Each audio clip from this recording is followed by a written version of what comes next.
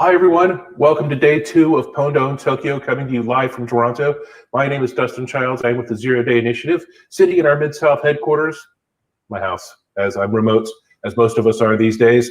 But we've got a great day of Pondone action for you.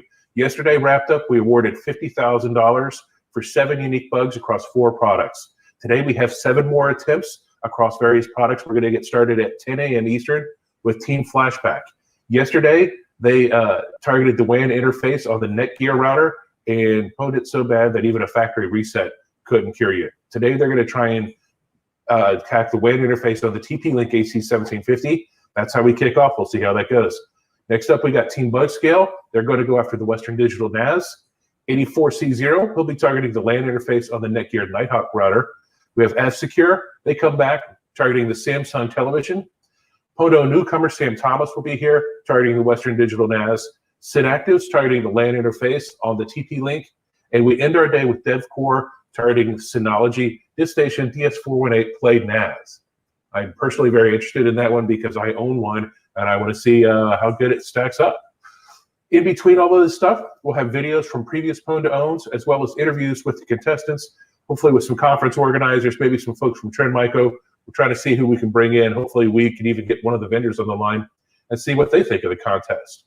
So again, we start at 10 a.m. Eastern, and we will be going with exploit attempts every hour on the hour today. So 10, 11, 12, 1, 2. It's going to be a jam-packed day full of Pondone funness, and I'm looking forward to it. I'm psyched. I'm ready. And let's remember, every successful attempt gets you closer to the Master of Pwn. Master of Pwn gets the amazing trophy, plus instant platinum status with ZDI for 2021, and a custom hazmat suit and bragging rights for a whole year. It's going to be a fantastic day. I hope you all stick around for it. I'm pumped. I hope you're pumped. Let's have a great day too. We'll see you.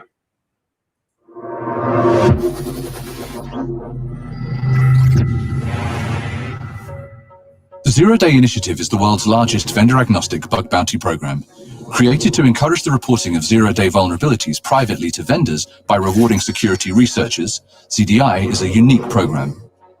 It incorporates the global community of independent researchers, augmenting our own internal research organization with additional zero-day vulnerability research and exploit intelligence. ZDI is also a top supplier of bug reports to Microsoft, Adobe, and ICS CERT. Bug reports submitted to the program are first verified by our own Trend Micro researchers. We don't publish any technical details concerning the vulnerability. However, once we confirm it, Trend Micro Research creates protection, enabling our customers to mitigate attempts at its abuse. The bug report is also shared with the affected vendor, who has 120 days to produce a security patch to correct the issue. Once the vendor's patch is released, we publish our own advisory with additional details. Our disclosure policy ensures bugs will not be swept under the rug by the vendor. On top of that, as more and more bugs are reported, bonuses and top-up awards increase through a loyalty program similar to frequent flyer miles. Researchers are publicly credited for their work, both by the vendor and by ZDI, unless they choose to remain anonymous. The bounty program and research conducted by ZDI ultimately leads to more secure products, improved customer security, and takes potential weapons out of the hands of would-be attackers. Our annual Pwn2Own hacking competition has resulted in defense-in-depth improvements such as stronger sandboxes, reduced attack surfaces, and vulnerability-specific mitigations in popular web browsers. Without ZDI, many vulnerabilities would continue to remain hidden or be sold on the black market to be used for nefarious purposes. The Zero Day Initiative is a key component in Trend Micro's world-leading insight into vulnerability and exploit intelligence. Trend Micro customers receive protection ahead of a vendor patch to aid in their defense until a fix is available. On average, over 2 months before the vendor issues a patch. That's if the vendor issues a patch at all.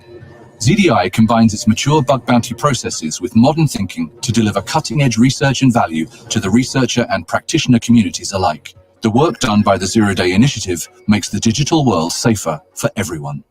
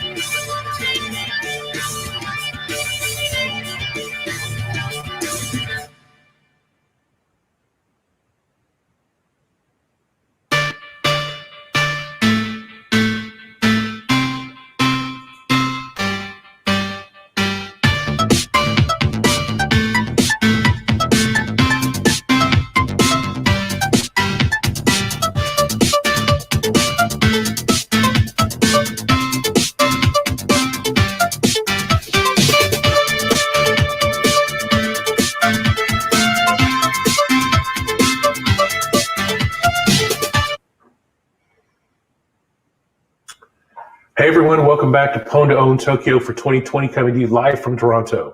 We are ready to do our first exploit attempt today, and that is going to be Team Flashback, targeting the WAN interface on the TP-Link AC1750 smart Wi-Fi router. Yesterday, they were successful in targeting the WAN interface of the Netgear Nighthawk router, so we'll see if they can repeat that on the other brand. At stake for them is $20,000 and 2 more points towards Master of Pwn, and potentially getting this really cool trophy. I like having it here with me, though, so I'm going to be sad when I send it off to whoever gets it. But I'm ready to see some great exploitation. So with that, I know our folks in Toronto are standing by, and I'll toss it over to Abdul and Vincent, who are ready to run the attempt. Abdul, take it from here. Ready? All right, let's do it. 3, 2, 1. Go. Right, so I'm gonna run this. Okay. Do the shit to make Josh happy. All right.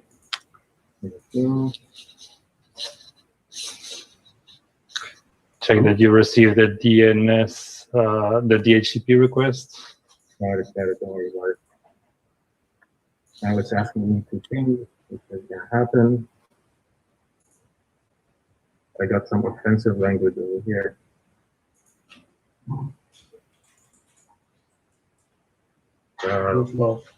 Very offensive, bunch of A's. Shelly is coming. Okay. Not in there. You got a root, Charlie? Sure. Good job. Oh, Right. Awesome. I think you're ready.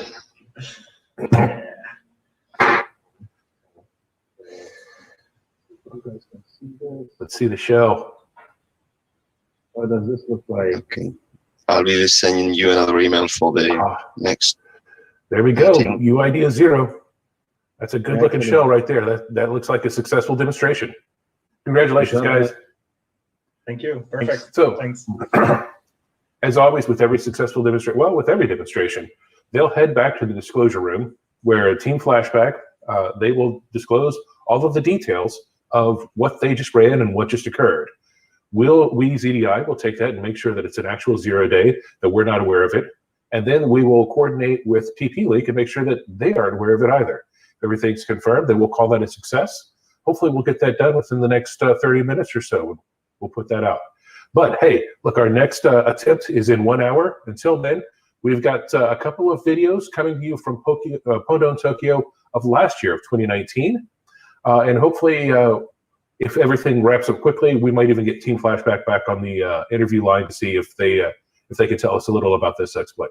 Until then, our next attempt is Team Bugscale at 11. They will be targeting the Western Digital NAS. So hope to see you then.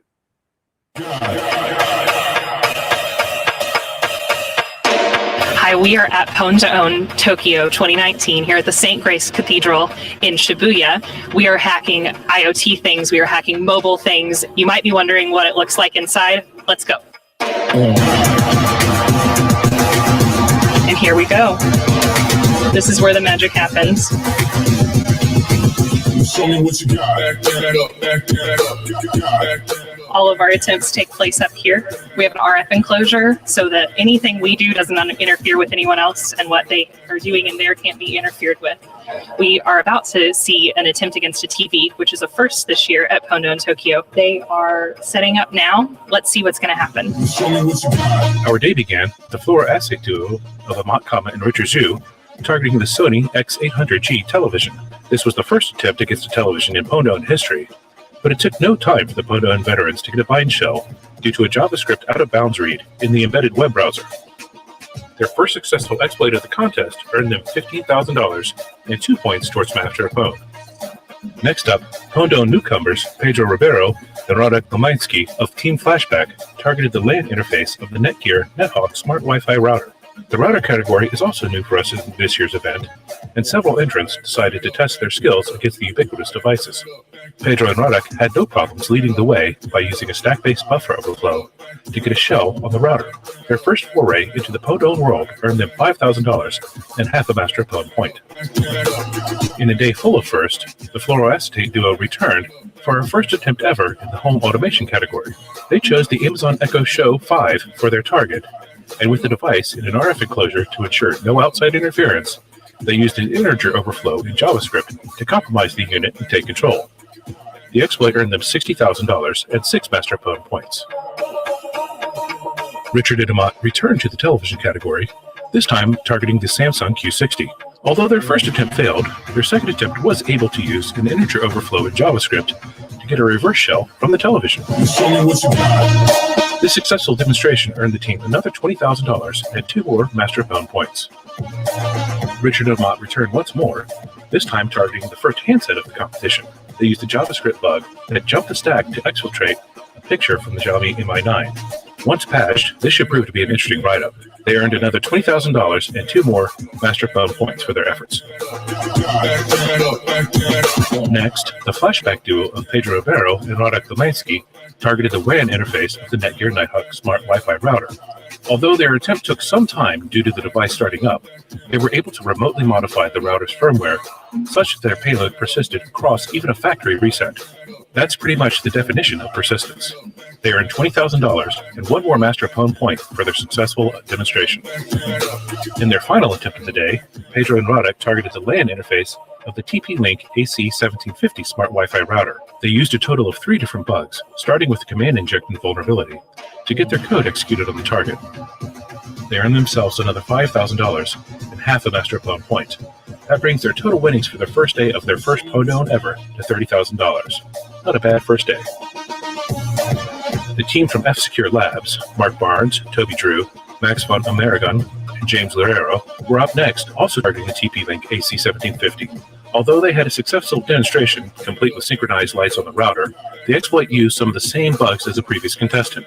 It still qualified as a partial win, but no Master Pwn points were awarded. It was still a great demonstration, especially the Vegas lights on the router.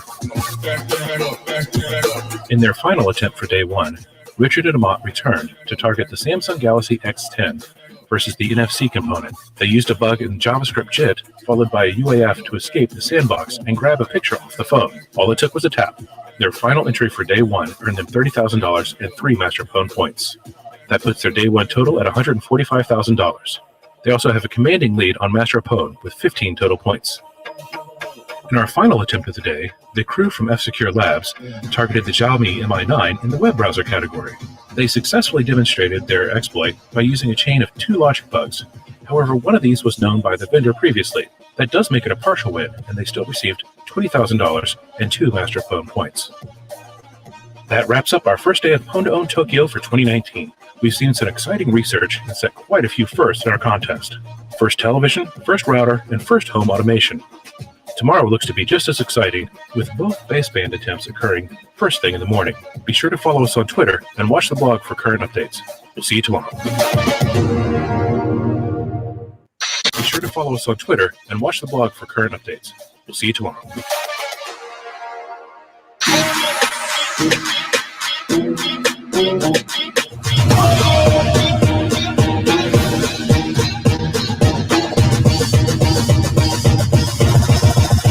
The money in the bank. The second and final day of Pwn to Own Tokyo 2019 is in the books, and much like day 1, some great research was put on display. The day began somewhat quietly as Team Fluoroacetate withdrew their entry targeting the baseband component of the Oppo F11 Pro handset. Instead, they moved straight to the Samsung Galaxy S10 in the same category. Their Rogue base station used a Stack Overflow to push their file onto the target handset. A successful demonstration earned them $50,000 and 5 Master Pwn points. This is the 3rd year in a row the Samsung handset has been compromised via baseband. In their penultimate entry of the contest, Richard and Amat turned their attention to the LAN interface of the Netgear Nighthawk Smart Wi-Fi router. They were able to successfully demonstrate their research. However, their auth bypass had been used by a previous contestant's entry. This makes this attempt only a partial win. Next up, Pedro Riviero and Radek Domiansky of Team Flashback continued their run on wireless routers by targeting the WAN port of the TP-Link AC1750 Smart Wi-Fi router. They used a Stack Overflow combined with a logic bug to gain code execution on the device. This earned them $20,000 and 1 more point towards Master of Pwn. They wrap up their first Pwn to Own with a total of $50,000 in 4 successful demonstrations. We certainly hope this is just the beginning of a long and prosperous Pwn to Own career. The team from F-Secure Labs, which includes Mark Barnes, Toby Drew, Max Van Elrangen, and James Luriero, began their second day of the competition, also by targeting the WAN interface of the TP-Link AC1750 smart Wi-Fi router. They combined a command injection bug along with some insecure defaults to gain code execution on the device. They also put their LED light skills on display by having the front of the router play the snake game for us. Style points aside, the successful demonstration earned them $20,000 and 1 more Master of Pwn points. In their final entry for the contest, the F-Secure Labs team targeted the Xiaomi Mi 9 handset via the NFC component. In order to exfiltrate the photo from the phone, they tapped it to their specially crafted NFC tag. That triggered a cross-site scripting bug in the NFC component and sent a picture to a different phone that they controlled. This effort earned them $30,000 and 3 Master of Pwn points. That brings their contest total to $70,000 and puts them in second place in the Master of Pwn standings. The final entry of the contest put the fluoroacetate duo targeting the web browser in the Samsung Galaxy S10. They employed an integer overflow along with a UAF for the sandbox escape to exfiltrate a picture off the phone. While their demonstration was successful, it turns out a part of their bug chain had been used by a previous contestant. Still, it was great to see the contest come to a close without any failed entries. That brings our contest to a close, and with $195,000 and 18.5 points, the fluoroacetate duo of Richard Zhu and Amat Kama retained their title of Master of Pwn, their 3rd in a row. They also picked up some more fancy garments to add to their wardrobe, as the Master of Pwn jackets fit perfectly. Overall, we awarded more than $315,000 over the 2-day contest, while purchasing 18 different bugs in the various products.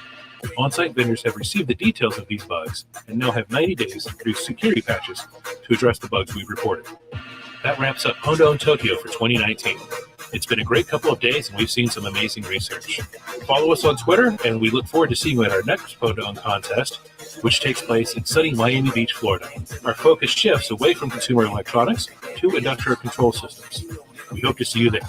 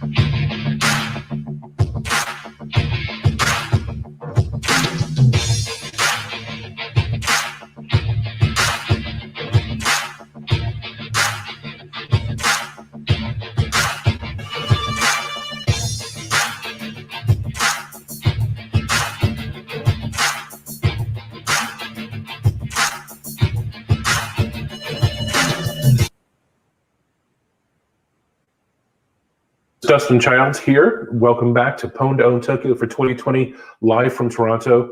We just saw some great demonstration from Team Flashback, and fortunately the guys are willing to come in and talk a little bit about it.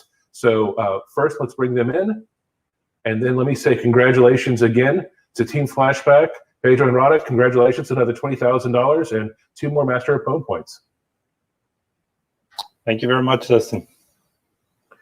So yesterday you demonstrated on the Netgear WAN interface. Today is on the TP-Link. What were some of the differences in approaching the different vendors? So the bug is very interesting. We can't disclose much, unfortunately. Right. But this bug is a different nature of the bug, and once the details are released, and once this is patched and details are released, I think a lot of people will be surprised with how this bug really works. I guess the major difference is that it does not survive a factory reset like the earlier one. But it's still a very nice bug. I mean, the thing about one is the fear, right? Because you as a consumer, and now we work from home, right? And you think, oh, my router is good. It's an expensive router. And then you can just get owned over the internet, right? Scary. Right. It is scary. But this one does not survive the factory reset.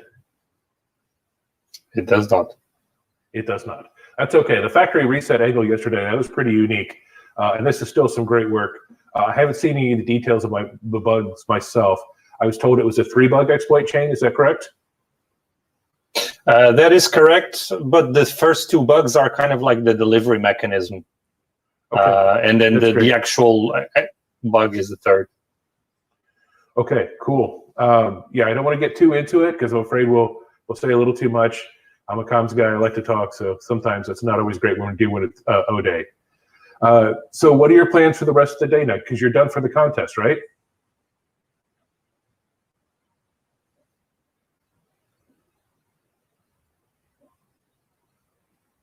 Tim? Oh, we can't hear you. You can hear me? Oh, now I can. Go ahead. Okay. What are your plans for the rest rest of the day? So the rest of the day will be chilling and watching the other participants taking their attempts, and basically watching the results, how many points other people will get, and having fun. Great. Yeah, right now y'all are in the lead for Master of Pwn with 4 points, but it is close, so we'll see how it goes for the rest of the day. What do you think of the trophy? It's nice. It's very nice. But actually, can you show it more in the camera? I didn't see it properly. Sure. Look at that. Oh, yeah, beautiful. I think beautiful. Be more beautiful with our team name engraved there. We worked with an artist who put this together from various components. There's diodes in there and other. I think that's a bright head from a hard drive. Very, very interesting stuff, and a very cool artist. I wish I could remember his name. I'd give him a shout out now. I'll tweet that out later. I'll look it up. But congratulations again, folks. I'm rooting for everyone, and we'll see if it holds up. Have you been watching the stream? Has that been going well? Yep. Oh, great. I know it doesn't compare to being in person, great job, yeah. But hopefully we'll be in person in Tokyo next year, and we'll get some fatty tuna sushi, some nice sake. We'll have some fun. Absolutely. So sounds good. Tokyo happens next year, then definitely we're in. Great. Well, thanks again, guys. I hope you enjoy the rest of your day. And again, our next attempt is at 11 o'clock, and we'll be back then. Stay tuned.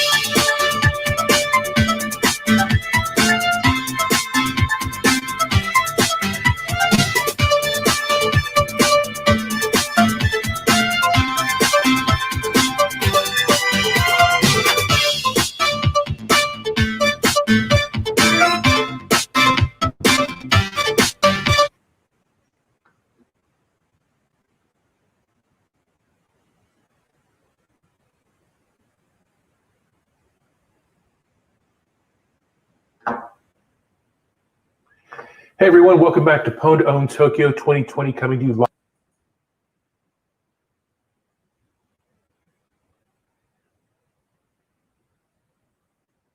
Being the Western Digital MyCloud Pro Series PR4100 NAS server. So we are looking forward to seeing this.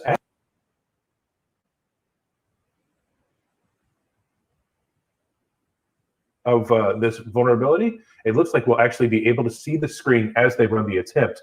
So that'll be really neat to see. So I'm hoping to see that. The folks in Toronto are standing by to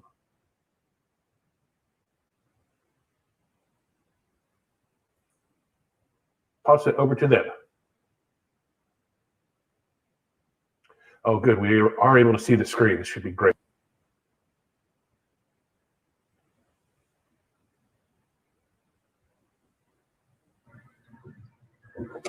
I mean, yeah, it's super fast, but It's so quick. there's nothing. Yeah.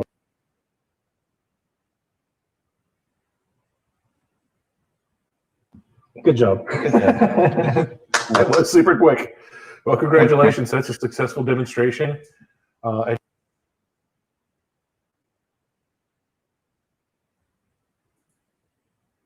In just a couple seconds. And we'll hopefully confirm that. And if it is confirmed, and again, it'll be confirmed on our side to make sure.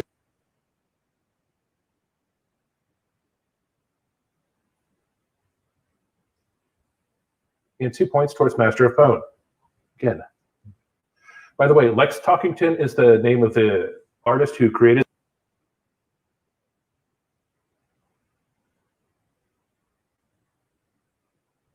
at noon, and that is the returning 84C0. He will be targeting the LAN interface of the Netgear Night.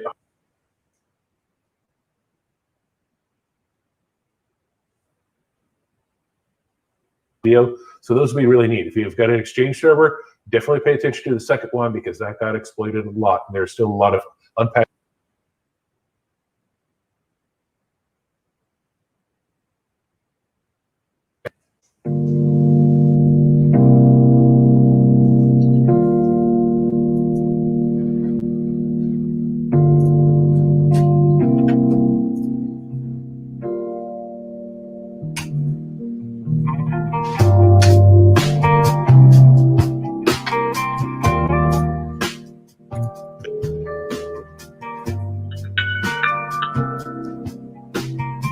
To access your mailbox, enter your extension. To contact someone, the pound key. Use the keypad to spell the name of the person you're calling, last name first, or to spell the part of their email address that comes before the @ sign, press the pound key twice. If you know the extension, press the pound key. To speak to an operator, press *. Enter the extension of the person you're calling. To cancel, press the * key. Connecting you to Attacker 1. To leave a message instead, press the pound key. Please leave a message for Attacker 1. After the tone, please record your message. When you finish recording, hang up or press the pound key for more options. Oh,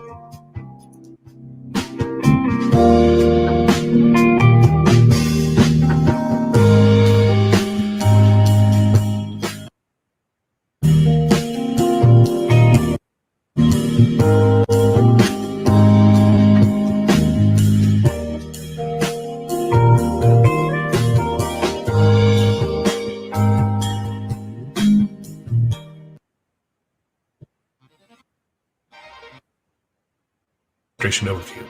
This video covers a remote code execution bug in the Microsoft Exchange server.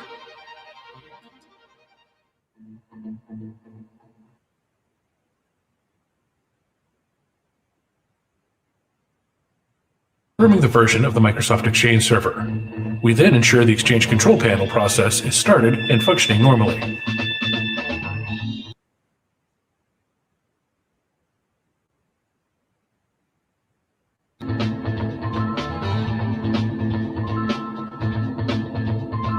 A quick check of the other processes.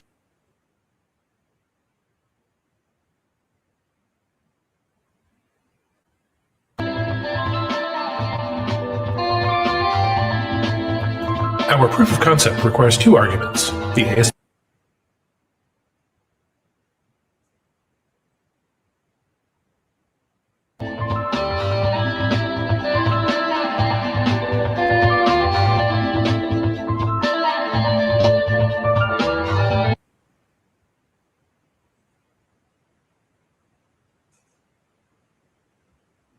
the Developer Tools window within the browser.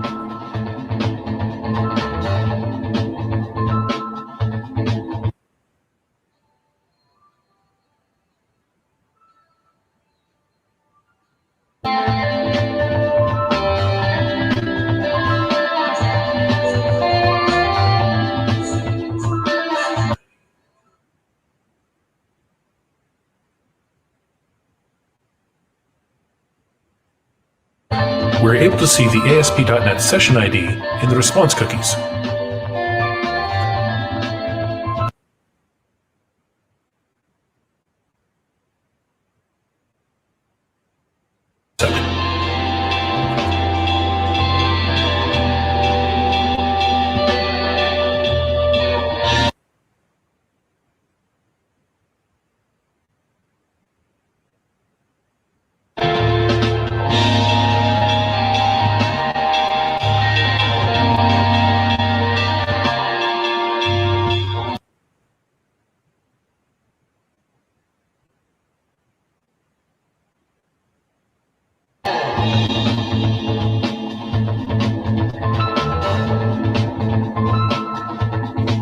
We then search for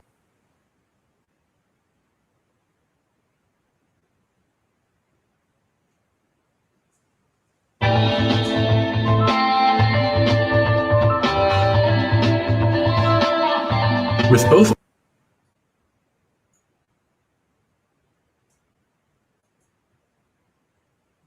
target server. We can then copy and paste that payload into our browser.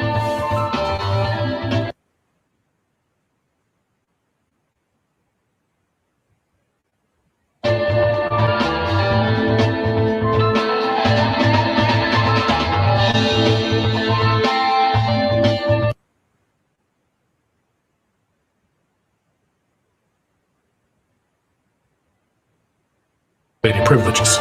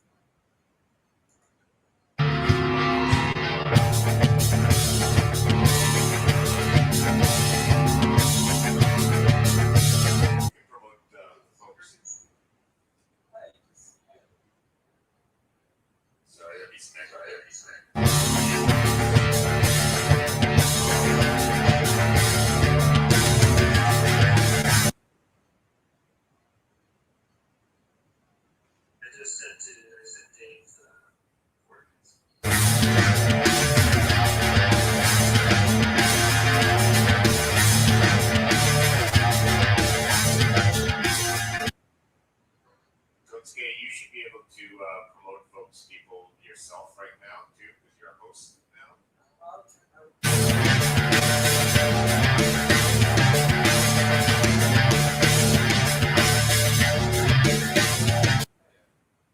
Good morning, afternoon, evening, folks.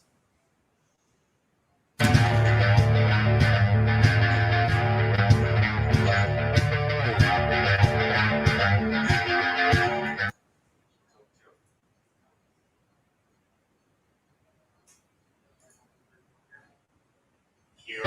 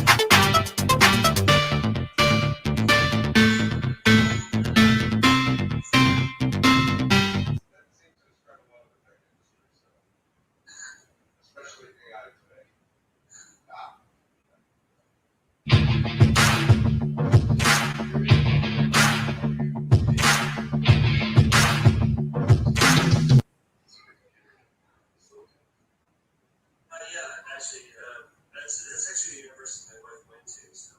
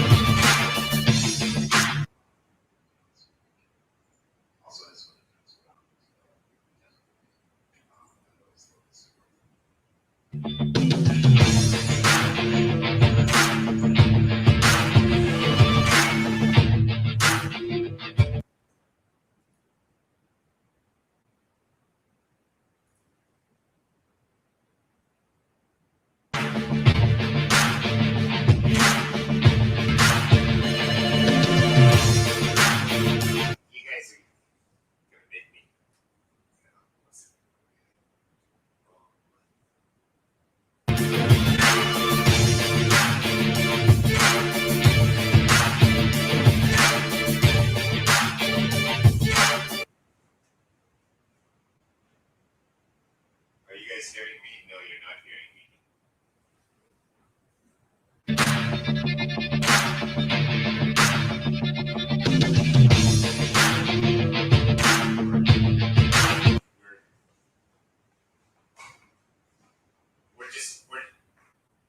We're just hanging out.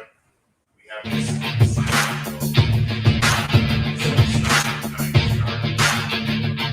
robots are brutally punctual.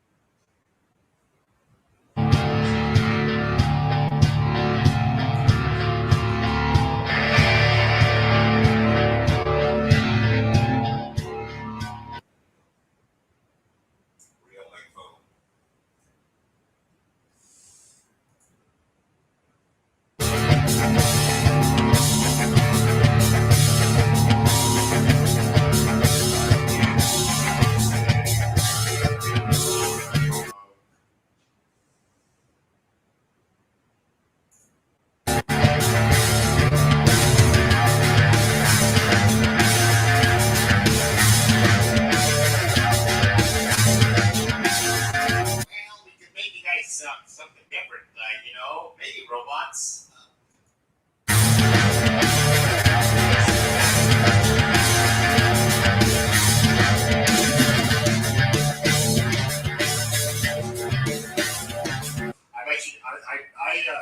I use a little bit of OBS. I use mostly DMix right there. I use some Streamlabs, some OBS.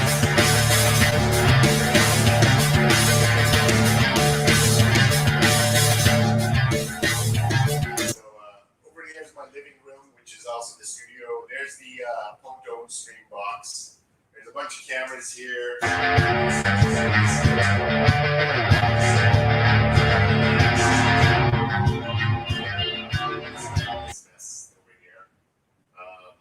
Which is all set up as a bunch of nodes. This is a title generator, kind of a couple of systems that are all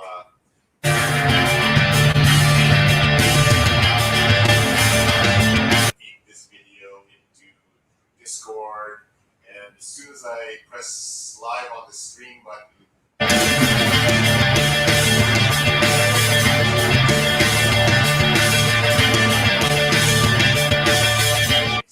happen. So,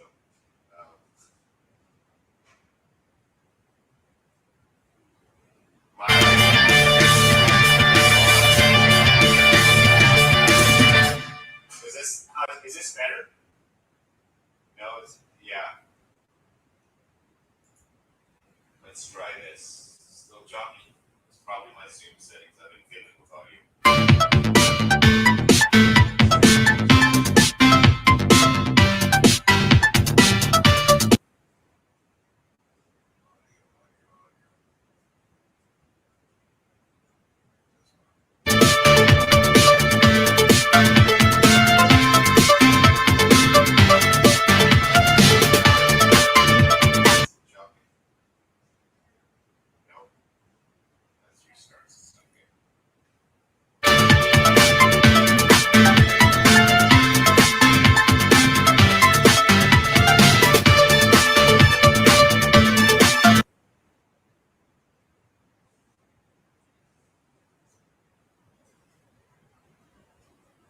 Let's guess.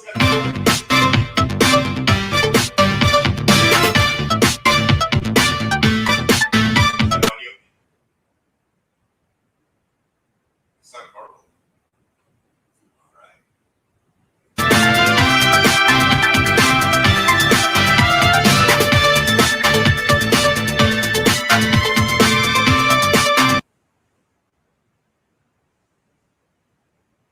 No, that's not hardware on the camera. What I can do, so what I can do is I'm gonna go figure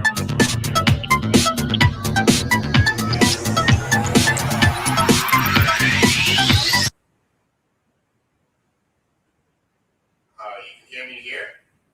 Yeah, you can hear me there.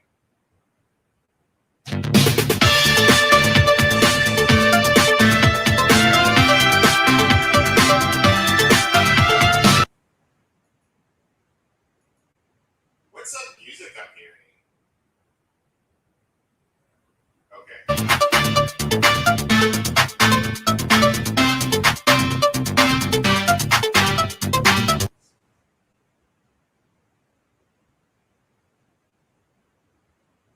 I'll go check that other audio.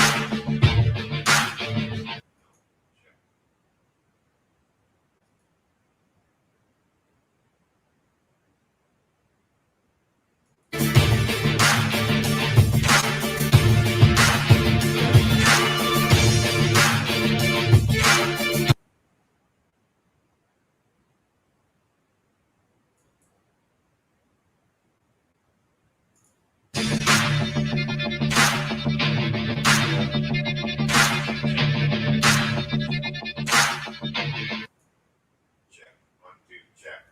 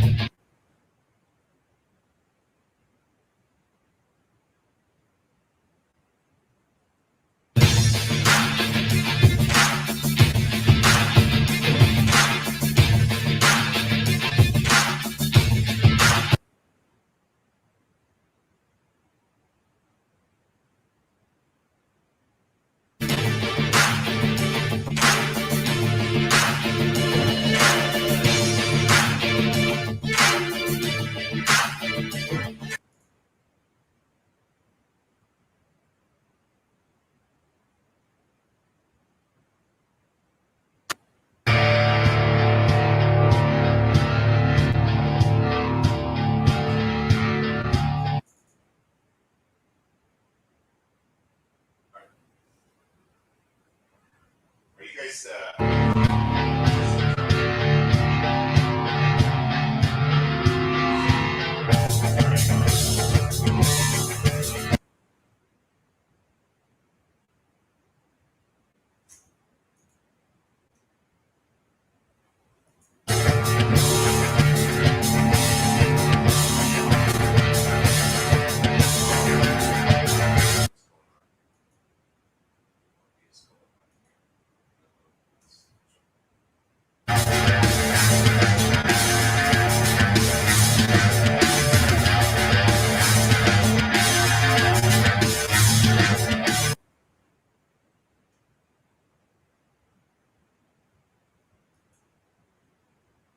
have 3 minutes.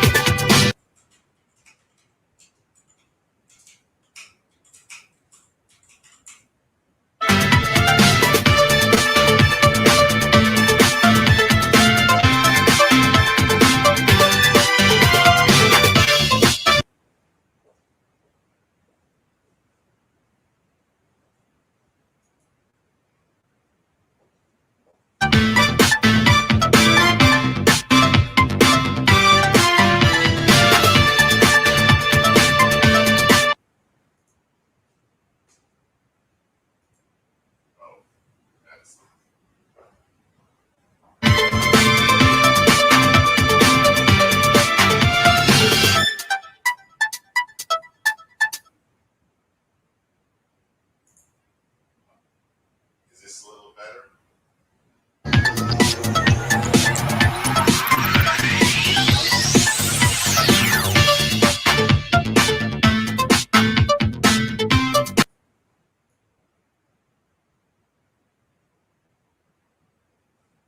Okay. Is that okay? We're about to go live. So I'm back. Hi, everyone, and welcome back to Pwn to Own Tokyo 2020 live from Toronto. I'm Dustin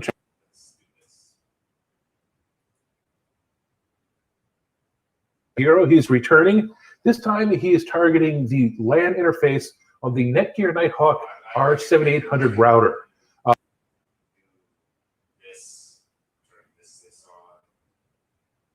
Shows some really interesting stuff. He's got $5,000 on the line at one point towards Master of Pwn. I think it's going to be a really interesting demonstration, and then we're not going to be able to see the screen in real time. Yeah, it'll be for now. Like, we're about to go live. Run of this attempt. Are you ready? Right. Just give me a second. I'll give you guys the go. Yeah. Double check.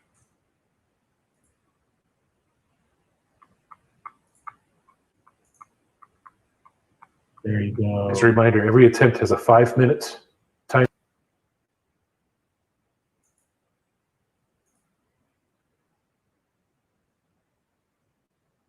And show you.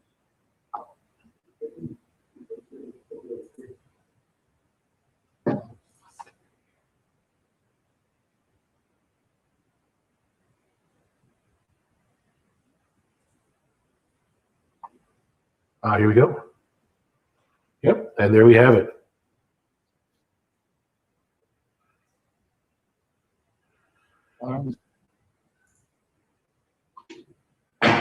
Nice work.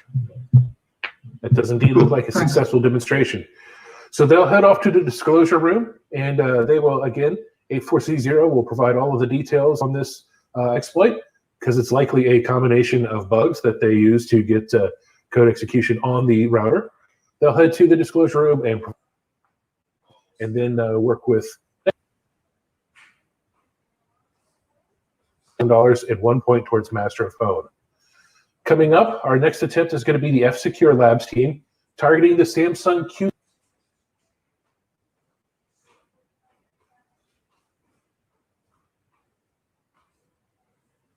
Make sure you follow us on Twitter and watch the streams.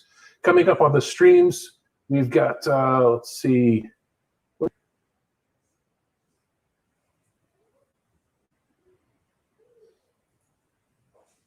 Virtual contest. We'll see how that went. And then later today, we are going to have an interview with Mike Gibson from Trend Micro, as well as some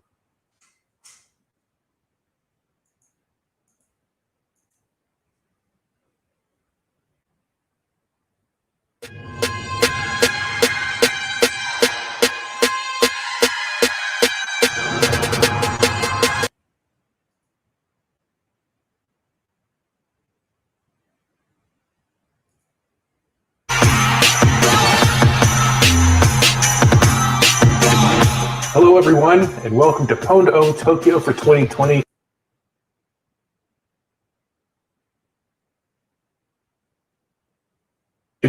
We have a total of 19 total entries for this year, and it's going to be a really great show.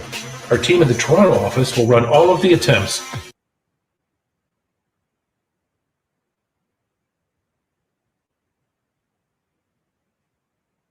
Teams in the categories of Wi-Fi routers, smart TVs, and the newest category, network attached storage.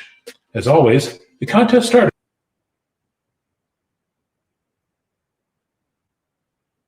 It is going to be Star Labs team targeting the Netgear Nighthawk on the LAN side.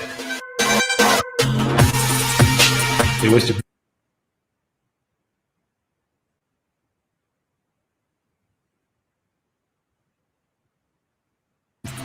Can we take a look at the screen?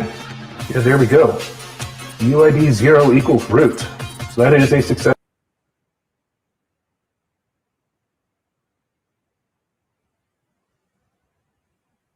He targeted the Western Digital MyCloud Pro Series PR4100. It's pretty fast, I guess. Yeah.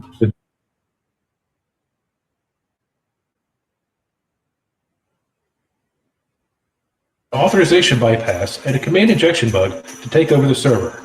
This demonstration earned them $20,000 and 2 points towards.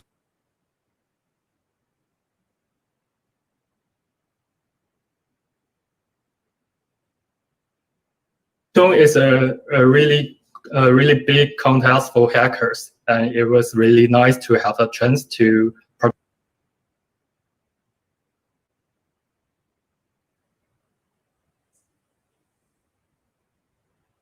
Easier, yeah.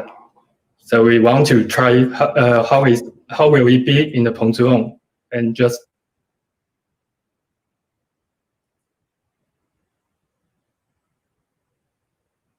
Maybe next year we'll try like some browsers, but who knows? Pwn veterans team flashback for our next competitors. They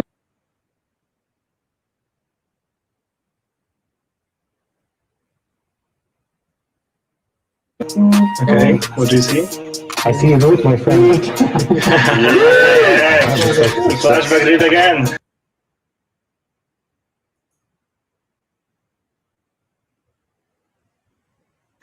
ever persist even after a factory reset.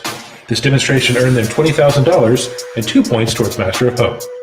But how long did it take you to develop the exploit?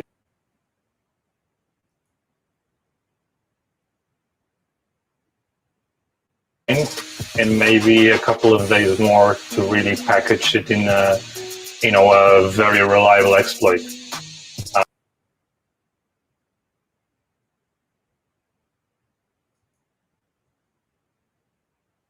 It's a permanent backdoor, and it survives a factory reset. In factory reset your router all you want, but our backdoor is not going anywhere.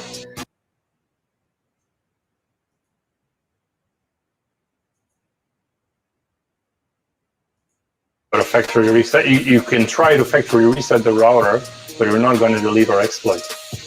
Basically, the only way to delete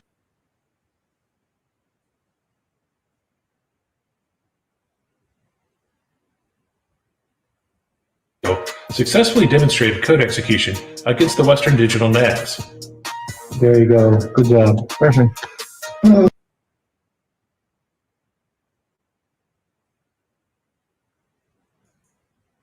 Used had been previously reported. This still counts as a partial win, but he did not receive any points towards Master of Pwn. The team from Black Coffee was next on the schedule. Unfortunately, they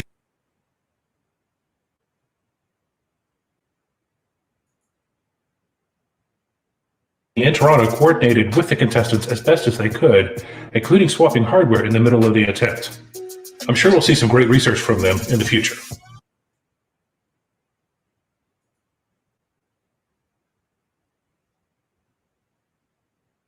Was able to get a reverse shell on a fully patched device. Okay. Oh, that's great. That was super fast. Good job.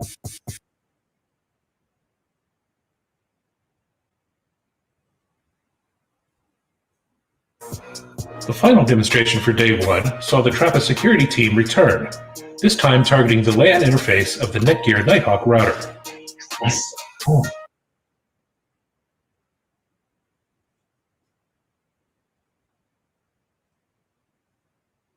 Oh, look at that. Their command injection bug was successful, and their exploit earned them another $5,000, and one more point towards Master of Pwn.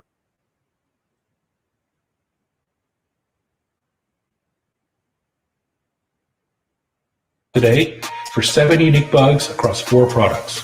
With their 2 successful attempts, the Trappist security team is currently in the lead for Master of Pwn.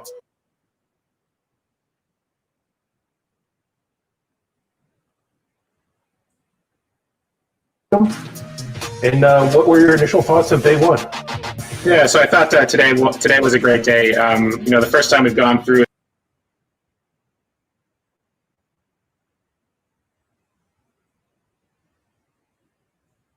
entries, we had 2 partial entries, and we had actually 1 failure. And so people who were watching the stream most of the day were actually able to see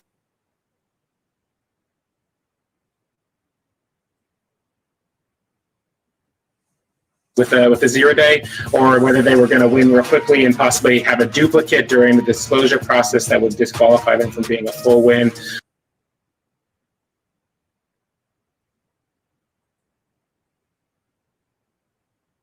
You have a failure on day one, though it's sad for the Black Coffee team to have a failure. You know, it's for the people on the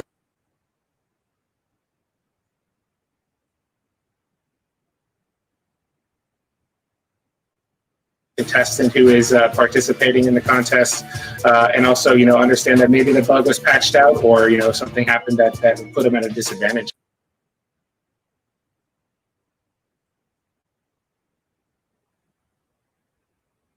One of their members is actually part of the winning team at Pwn Miami this year, so I'm sure they'll be back in the future. What are we looking forward to over the next couple days? The win.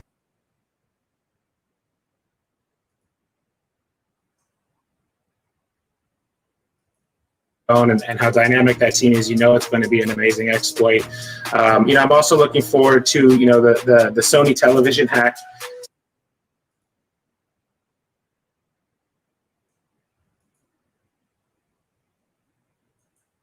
You know, we're looking forward to see what comes from those, and, you know, I think the vendor will be on site for us to disclose to them. So I think it's, you know, we're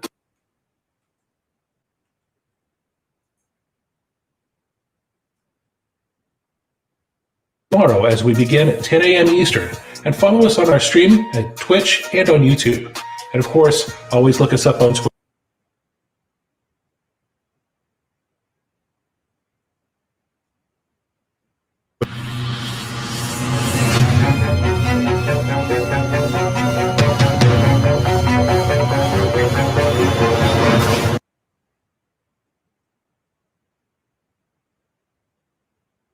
Hello everyone, welcome to Pwn 2020. I'm Dustin Childs with the Zero Day Initiative, and today I'm coming to you from our Mid-South headquarters, also known as my home office, with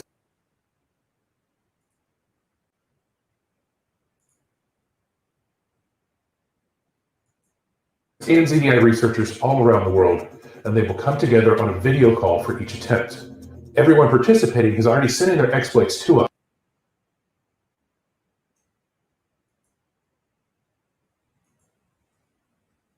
So for this year's contest, we have 6 different groups set to run 7 different attempts, 4 today and 3 tomorrow.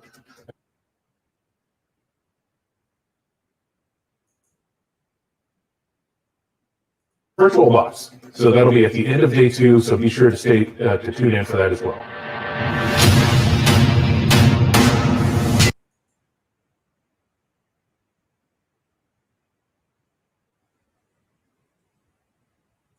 They were targeting the Apple Safari web browser with a macOS kernel escalation of privilege.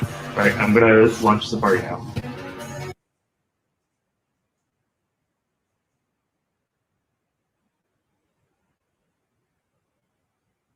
And ending with the tactile race condition to escape the sandbox and pop a root shell. Nice. It was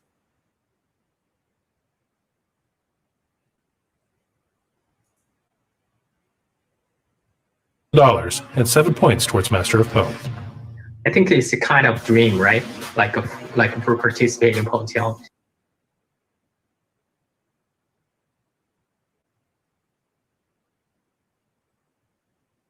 With them, and we want to discuss with you guys. Maybe we can have beer. Thank you. We really enjoy this, and we.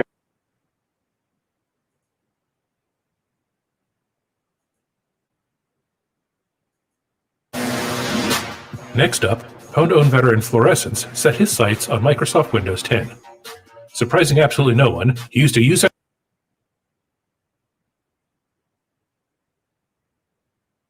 2, 1, go. Oh, what a pop! There we go.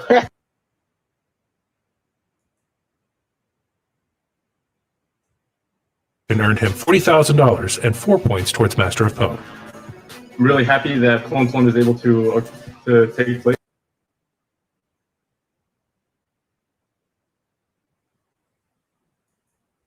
I think that Windows is a target that I like doing. So yeah, it's personal preference.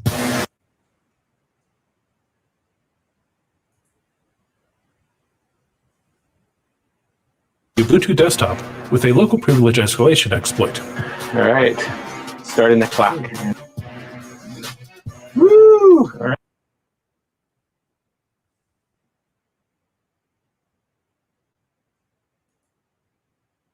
User to root. Nice work. Nice and clean. So clean. His first foray into the world of Pwn earned him $30,000 and 3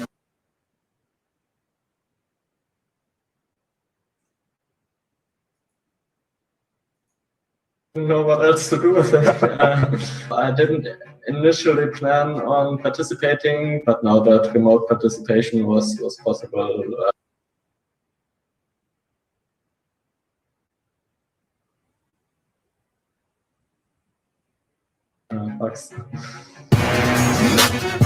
The first day of Pwn 2020 ended with the returning fluoroacetate duo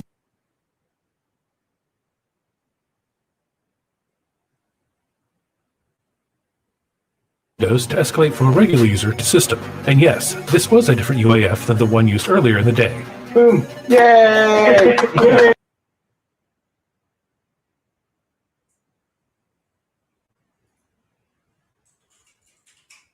5 minutes sleep before. Don't do that. just to make it more dramatic, right? That wraps up the first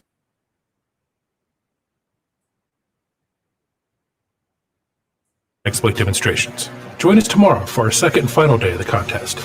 As with today, we'll be tweeting and updating the blog with results as they occur. I'll see you then.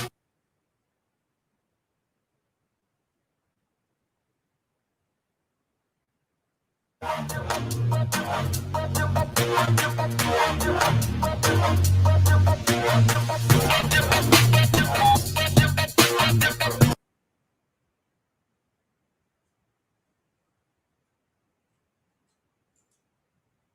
Zero-Day Initiative. We have 3 attempts and 1 special demonstration on the schedule today, plus we have to crown a Master of Pwn. Let's get to it. Our day began with returning Pwn.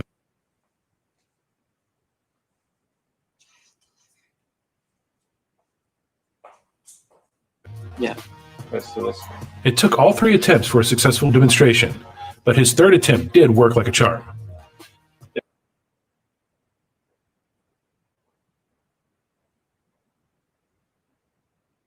That's drama. He combined an info leak and an uninitialized variable to execute code on the host operating system from the guest. Make it dramatic in the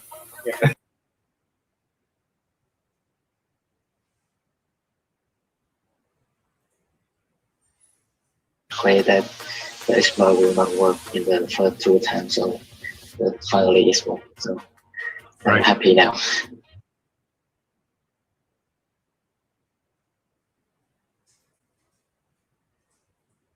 Resetting microphone and see if I can make it faster. Next up, the fluoroacetate duo returned for their 2nd event of the competition.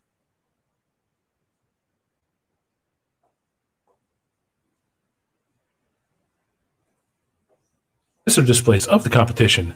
They leveraged used after free bugs in Reader and the Windows kernel to escalate the system. All it took was opening a PDF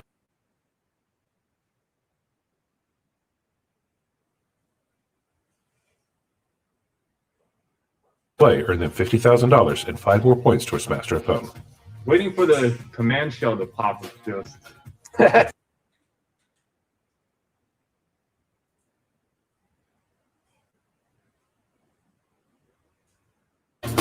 In the final official entry of Pwn 2020, the Synactive team targeted the VMware workstation with the guest-to-host escape. Come on.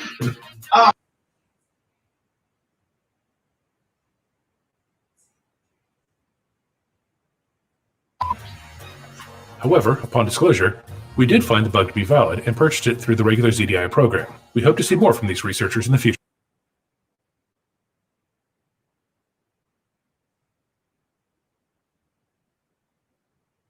For an info leak and a use after free bug for code execution. You can watch a video of the demonstration over on our YouTube channel. And that allows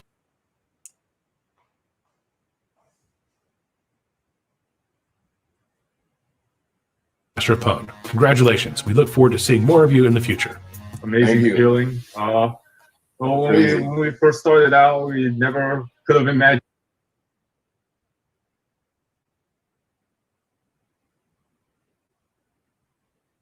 Your last exploit a little bit, so that's kind of a scary one from like especially consumer perspective, because you open a PDF and it takes over.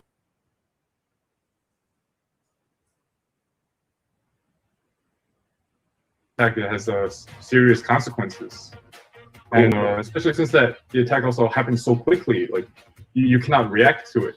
Adobe Reader, it's a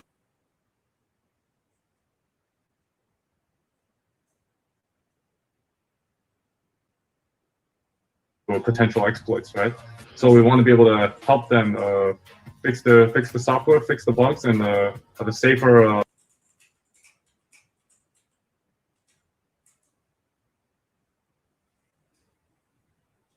To be there in place, when you're there on site. I'm actually very impressed that everything is so smooth.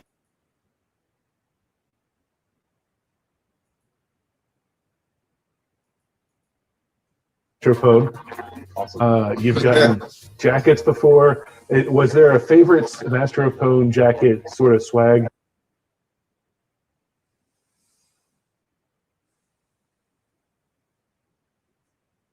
One of the ones that stood out was the punctual in Vancouver last year. We had the home racing suit.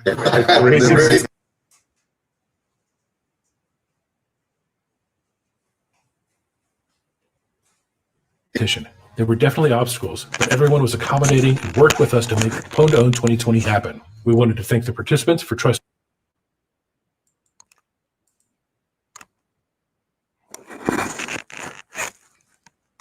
Disclosure process. And special thanks go out to our partners Microsoft and Tesla and sponsor VMware for their continued support and assistance before.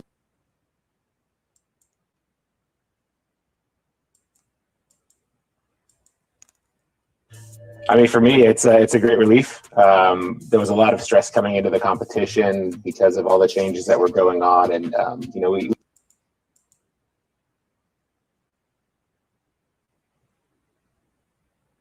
would have researchers, you know, from all around the world, plus vendors, plus the team spread out, and all the different, you know, contingency plans we need to put in place to actually make this thing successful.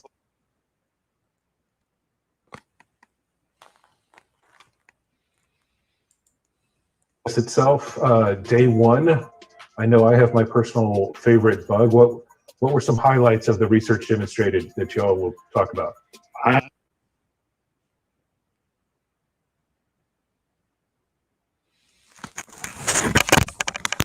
Found JIT bugs of my own. So the first attempt from day one, the fact that it starts off the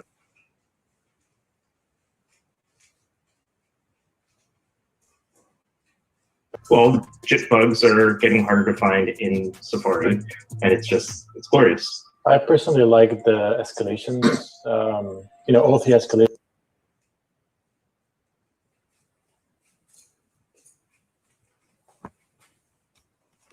Fast and reliable. It shows that they really put it.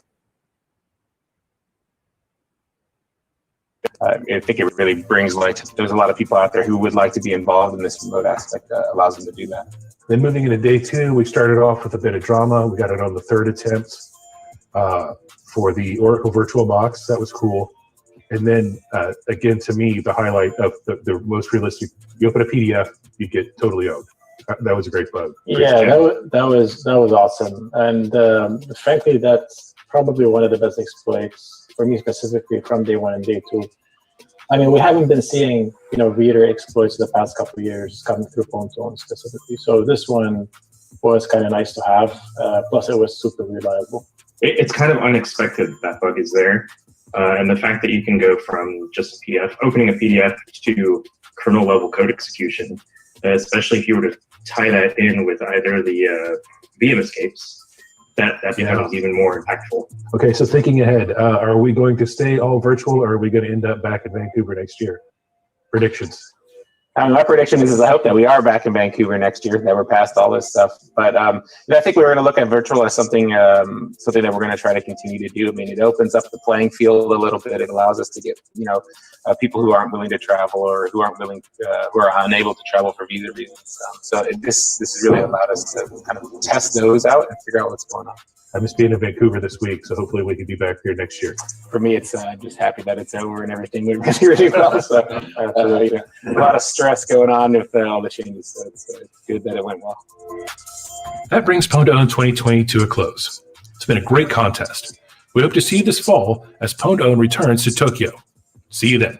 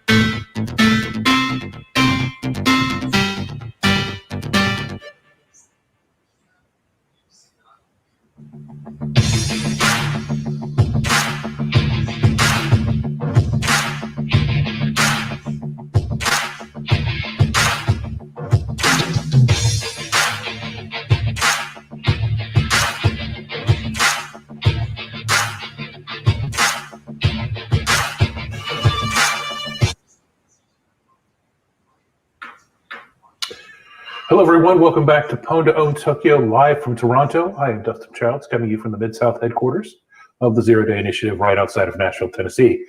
Our next contestants are no stranger to Pwn to Own. In fact, they have been participating in one form or another for years, since the very first mobile Pwn to Own back at EUSEC. They are the F-Secure Labs team. Today, they are going to be targeting the Samsung Q60T television. At stake for this attempt is $20,000 and 2 points towards Master of Pwn. We saw a television go down yesterday, but that was only a partial win. We'll see what happens with this attempt today. And with that, I'll go ahead and hand it over to our folks in Toronto. They're standing by to run the attempt. So Abdul, hand it off to you. Cool. Are you guys ready? 3, 2, 1, go.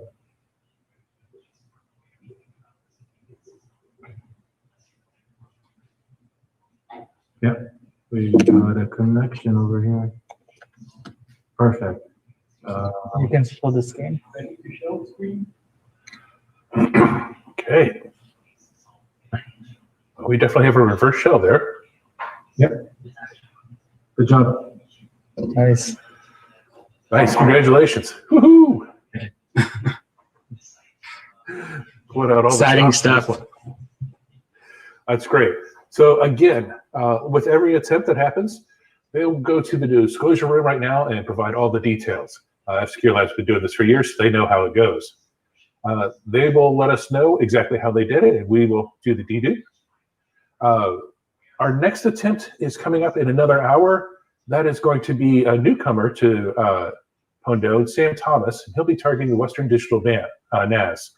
Until then, we've got a couple videos from Pwn to Own 2018, a couple of years ago.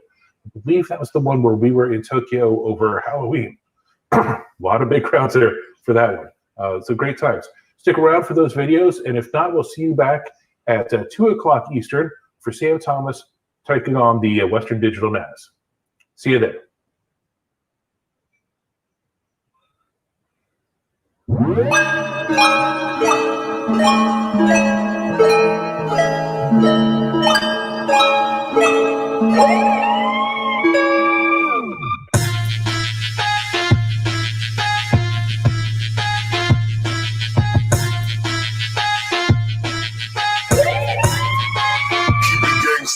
Hello and welcome to Pwn to Own Tokyo 2018.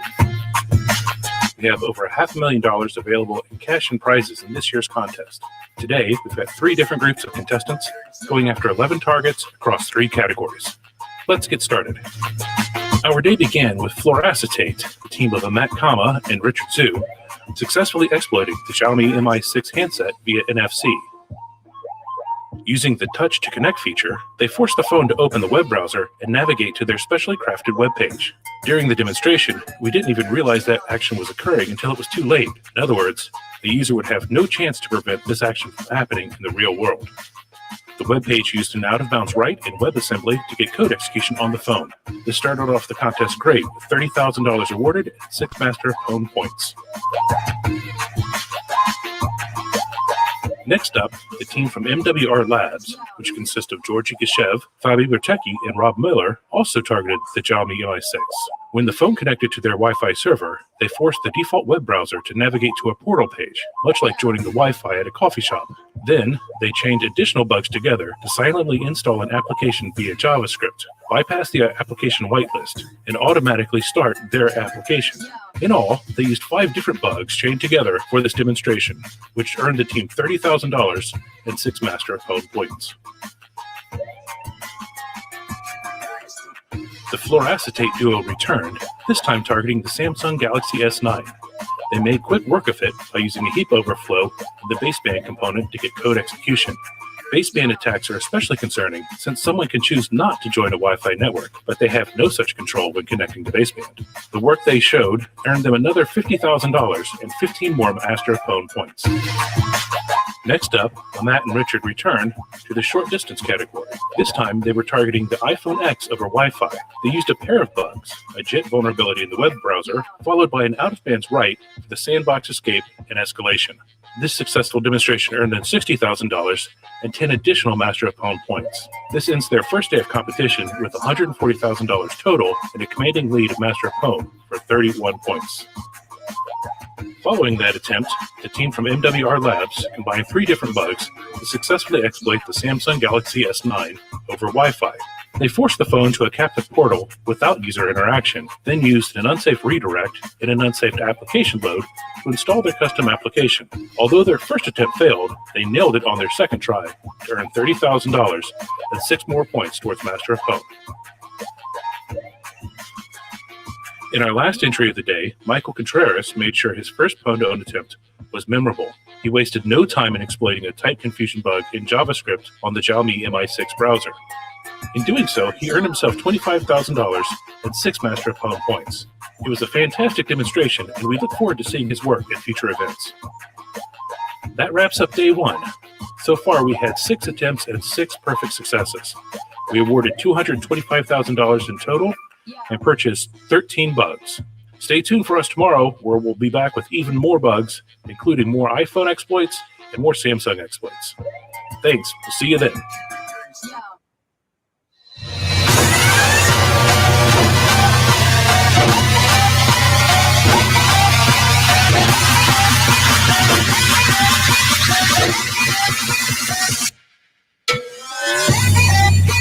Hello and welcome back to the second day of Pwn Tokyo 2018.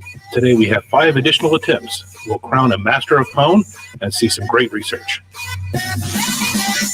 Our day began the fluoroacetate duo of Matt Kama and Richard Zhu targeting the iPhone X in the browser category. After a stellar first day, they kicked off day 2 in style by combining a JIT bug in the browser along with an out-of-band access to exfiltrate data from the phone. For their demonstration, the data they chose happened to be a deleted picture, which certainly was a surprise to the person in the picture. This research earned them $50,000 and 8 more points towards Master of Pwn. Next up, the MWR Labs team of Georgi Kashev, Fabi Bertke, and Rob Miller also targeted the iPhone X in the browser category. Unfortunately, they couldn't get their exploit chain to work within the time allotted, resulting in a failed attempt. However, they did have some great research, and we acquired the bugs through our normal ZDI program. Following that, the fluoroacetate team returned, this time targeting the web browser on the Xiaomi Mi6. They continued their successful Pwn by using an integer overflow in the JavaScript engine to exfiltrate a picture from the phone. They earned themselves another $25,000 and 6 more points towards Master of Pwn. The fluoroacetate team couldn't keep their momentum going throughout the entire competition, as their last entry fizzled out. They attempted to exploit the baseband on the iPhone X, but they could not get their exploit working in the time allotted. Still, 5 out of 6 successful demonstrations is pretty remarkable. We're glad to see these two team up and hope to see more from them in the future. Our final entry for this year's event saw the MWR Labs team target the web browser on the Xiaomi i6. The team combined a download bug along with a silent app installation to load their custom application and exfiltrate pictures. This earned them another $25,000 and 6 more points towards Master of Pwn. That brings to a close Pwn Tokyo for 2018, and with 45 points and $215,000 earned, we're happy to announce that the team of fluoroacetate, Amat Kama, and Richard Zhu have earned the title Master of Pwn. Congratulations, and we hope to see you again in the future. Overall, we awarded $325,000 over the 2 days as we purchased 18 zero-day exploits. Vendors have received the details of the bugs and now have 90 days to produce patches. It's been a great 2 days in Tokyo, and we hope to see you at our next Pwn contest, which happens in Vancouver in the spring. See you then.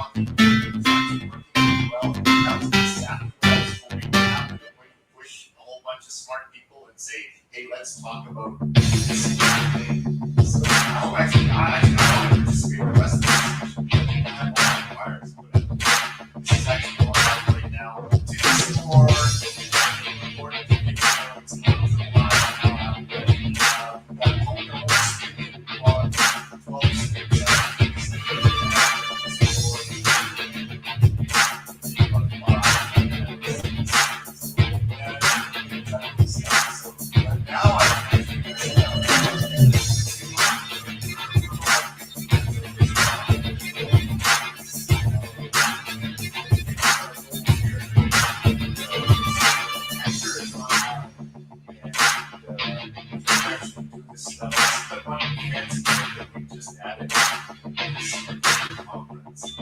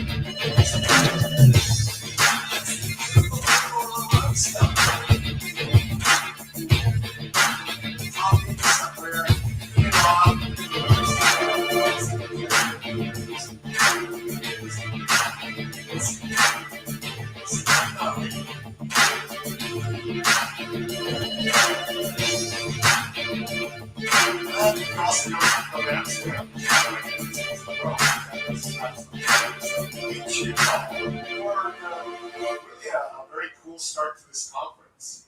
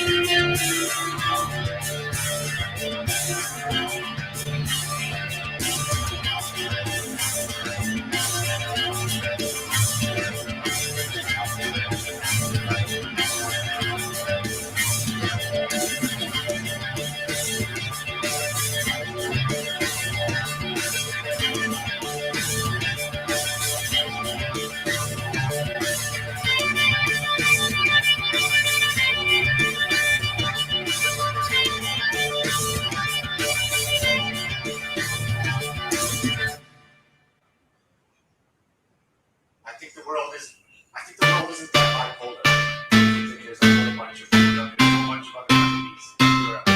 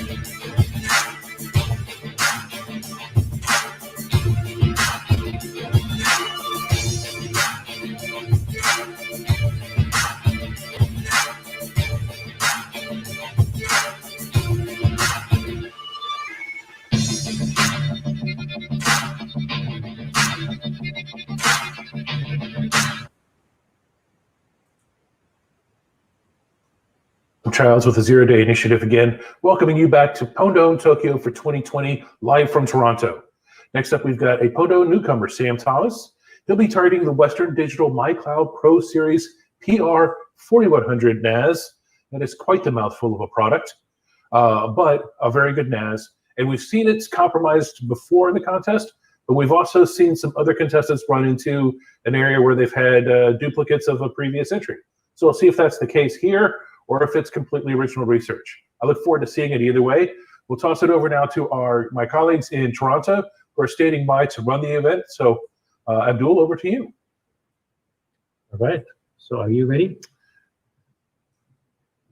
Okay, 3, 2, 1, go.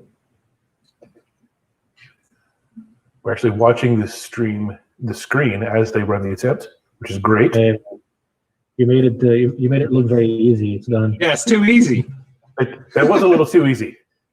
Yeah. It was so easy we forgot to cue the confetti. There we go. Look at that. Good job. Nice. Good job. So that's a successful demonstration. And with every attempt, we take that and we go back to the disclosure room, and we'll figure out what the details are from Sam and see whether or not that's completely original or duplication. So really good display. Coming up next, we've got a couple videos from Pondone Tokyo in 2017, going back to Shibuya. And then at 2:30 Eastern, I'll have an interview with Mike Gibson, who's the Vice President for Threat Research at Trend Micro. We'll talk about what Pondone means to Trend Micro overall and how that affects their products. And then our next attempt will be at 3, and that's the team from Synactive, and they will be targeting the LAN interface of the TP-Link AC1750 router. So again, stay tuned for the videos from 2017. I think that was if I remember, that was a fantastic conference. I think that may have been my first Pondone Tokyo as well. And then come back at 2:30 for the interview with Mike, and then stick around for our next attempt at 3. So I'll see you then. Enjoy the videos.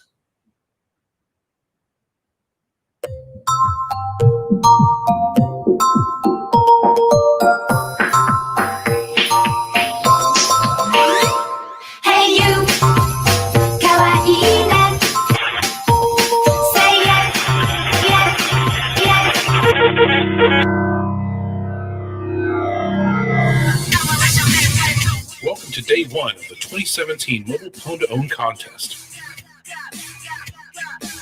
This is our largest mobile Pwn2Own ever, and we've got researchers from around the world participating and showing off some amazing new bugs. The contest began with a random drawing for the order, which saw the day start with Tencent Keen Security Lab targeting the Samsung Internet browser on the Samsung Galaxy S8. Unfortunately, the attempt failed as they could not get their exploit chain to work within the allotted time.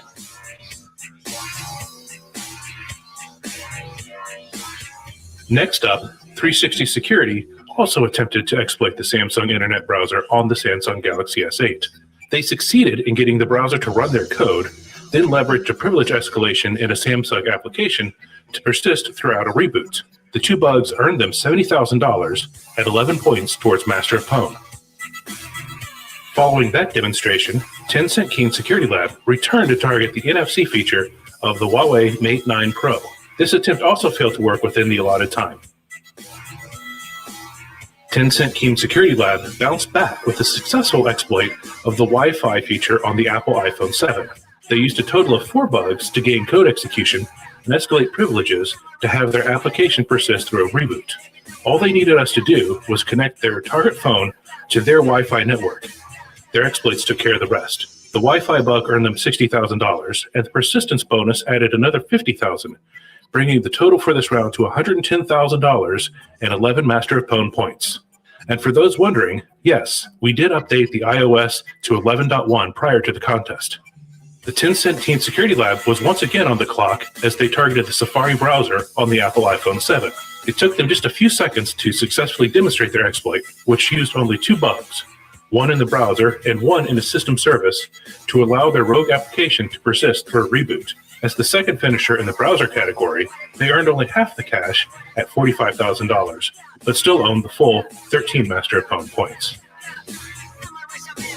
Richard Zhu, also known as Fluorescence, also targeted the Safari browser on the iPhone 7. His short demo earned him $20,000 and 10 Master of Pwn points. He used a bug in the browser and an out-of-bounds bug in the broker to escape the sandbox and execute code. The short demo earned him $20,000 and 10 Master of Pwn points. Our final entry for day 1 saw Tencent Keen Security Lab perform a baseband attack on the Huawei Mate 9 Pro. They successfully demonstrated a stack overflow resulting in code execution on the baseband processor. They modified the IMEI, which could cause wide-ranging service disruptions if done in the wild, and requires a firmware update to fix the underlying issue. The demonstration earned the team $100,000 and 20 additional Master of Pwn points. This concludes our first day of Mobile Pwn to Own 2017. Tomorrow looks like an action-packed day as well, with contestants targeting browsers on 3 handsets and another baseband exploit. We'll see you then.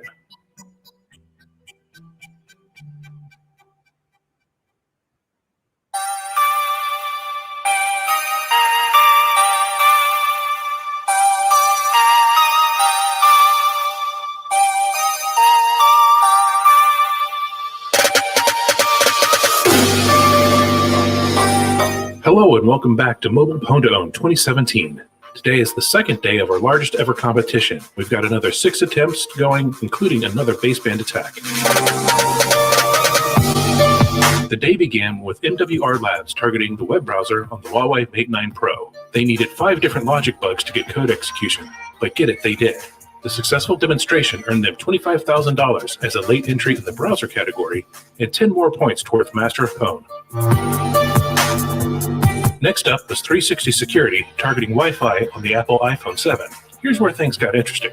After a successful demonstration, things got a bit murky in the disclosure room. 360 Security used 3 separate bugs to exploit Wi-Fi on the iPhone, but one of those bugs was submitted in a previous attempt at the contest by a different competitor. Still, the other 2 bugs counted for a partial success, earning them $20,000 and 6 points towards Master of Pwn.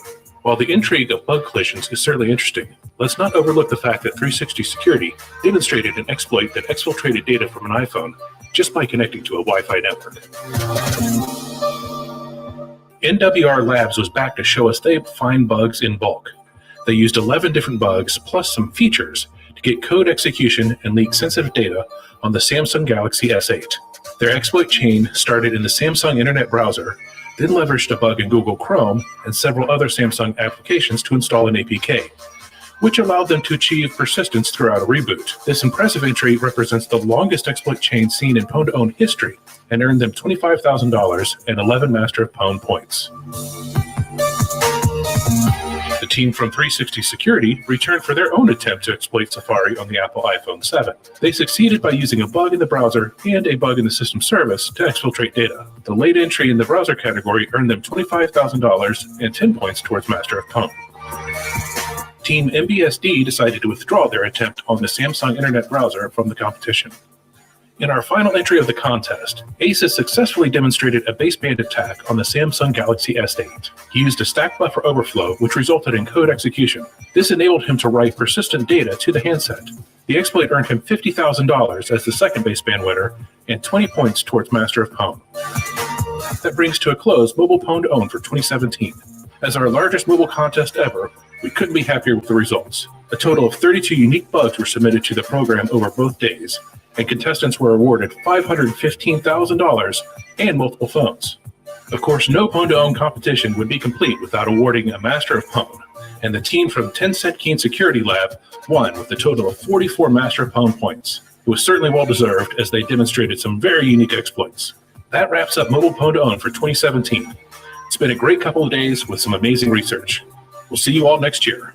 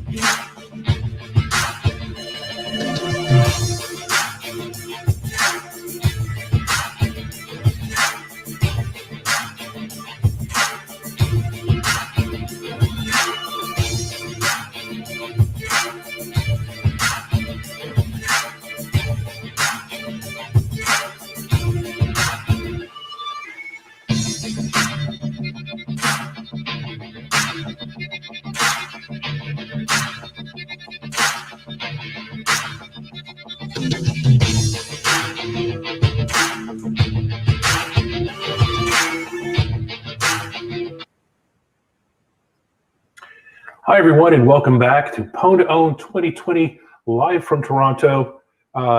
Dustin Childs here again with the Zero Day Initiative. I'm happy to be joined by Mike Gibson, who is the Vice President for Trend Micro Research.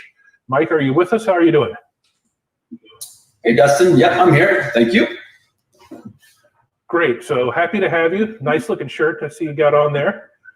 Yeah, I got to represent, right? Yeah. Exactly. So let's get right to it. What value, so in your opinion, what value does a contest like Pwn to Own bring to Trend Micro? I mean, we do spend a lot of money. I have a lot of fun with it, of course, but what value does a contest bring to a company like Trend Micro? Now, you're telling me we spend a lot of money. I'm the one who has to submit those budget requests every year. But actually, it's funny because I have monitored the contest for a long time, even before Tipping Point and CDI was a part of Trend Micro, and always been fascinated with what happens at the contest and the targets and what falls and what doesn't fall, and been interested. But it actually wasn't really until I got the privilege to get more involved with the ZDI team here at Trend, and obviously with Pwn to Own as a competition, that I truly saw, we were just scratching the surface as far as the value that the contest brings. And so, like, for example, we do a lot of research, Dustin, as you know, in the area of vulnerability research, right? So we've got ZDI, the program. We're encouraging people to do that research and submit the bugs to the program, and hopefully that leads to some interesting stuff for us. We've also got our collaborations with industry partners where we get our vulnerability intelligence from, and then we've got our reverse engineering efforts to do patch analysis and get some insights there. But what I think the differentiator for Pwn to Own was really around the exploit intelligence, right? It's connecting the dots to, okay, there's a lot of vulnerabilities out there. Quite often it takes more than a single one to exploit a system, right? As we learned in some of these contests. And so having, the Trend team get some insight into what does it really take for a threat actor to go from initial compromise to owning that system, right? And understanding all the nuances related to that attack, how it has to play out, how it can actually be quite complicated, allows us to then take that intelligence, go back on the inside and say, okay, we need to protect our customers from these types of things. What can we do better at? Where do we see gaps? Where do we see holes? If we break one piece of that attack chain, we're helping the customer. Ideally, we want to stop it all, but if we can even just break one piece of it, then it helps us protect them. So that's really the value that I didn't appreciate about Pwn to Own specifically, that I think has been really, really great for Trend Micro. When was your first Pwn to Own? What year did you get involved with it? It was, I think, it was in Vancouver, 2018. I think was my first, the first time I attended a conference, in person. Okay, So since then, I mean, it's evolved. How have you seen Pwn2Own evolve just in the last really 3 years? Oh, it's a lot, right? So I mean, the biggest and obvious thing was our expansion into partnering with S4 and doing the Pwn2Own Miami contest for the first time earlier this year. I think that was great to see. Great to see us bring some new targets to the competition. Obviously, we've got customers that play in that space that are interested in the intelligence we get from there, and also just seeing improvements in the products that our partner vendors were bringing to that contest, and seeing them improve the quality and fix some of these bugs, I think was great.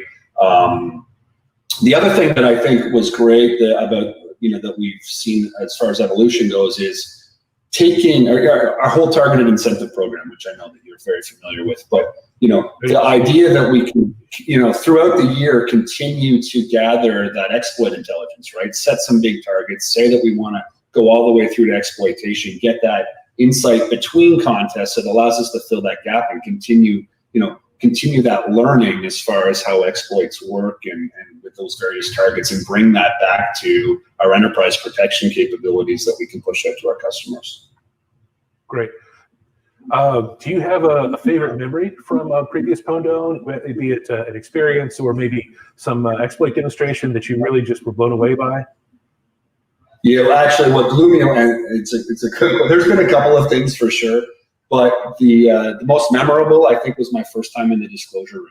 Right, so getting the opportunity to follow the participant, follow the team, follow the vendor into that room and understand, the amount. Like, I certainly didn't have an appreciation for the amount of effort they put into trying to figure out how to come up with their exploit or their attempt, and then listening to them explain it to the vendor, explain it to us, how the vendor responded, how they wanted to collaborate with the researcher, how they wanted to collaborate with us, and then lastly, just seeing our own team, our defensive team in there, learning about how the exploit takes place, and learning how we can, in real time, push protection out to our customers for that bug that was just discovered that day.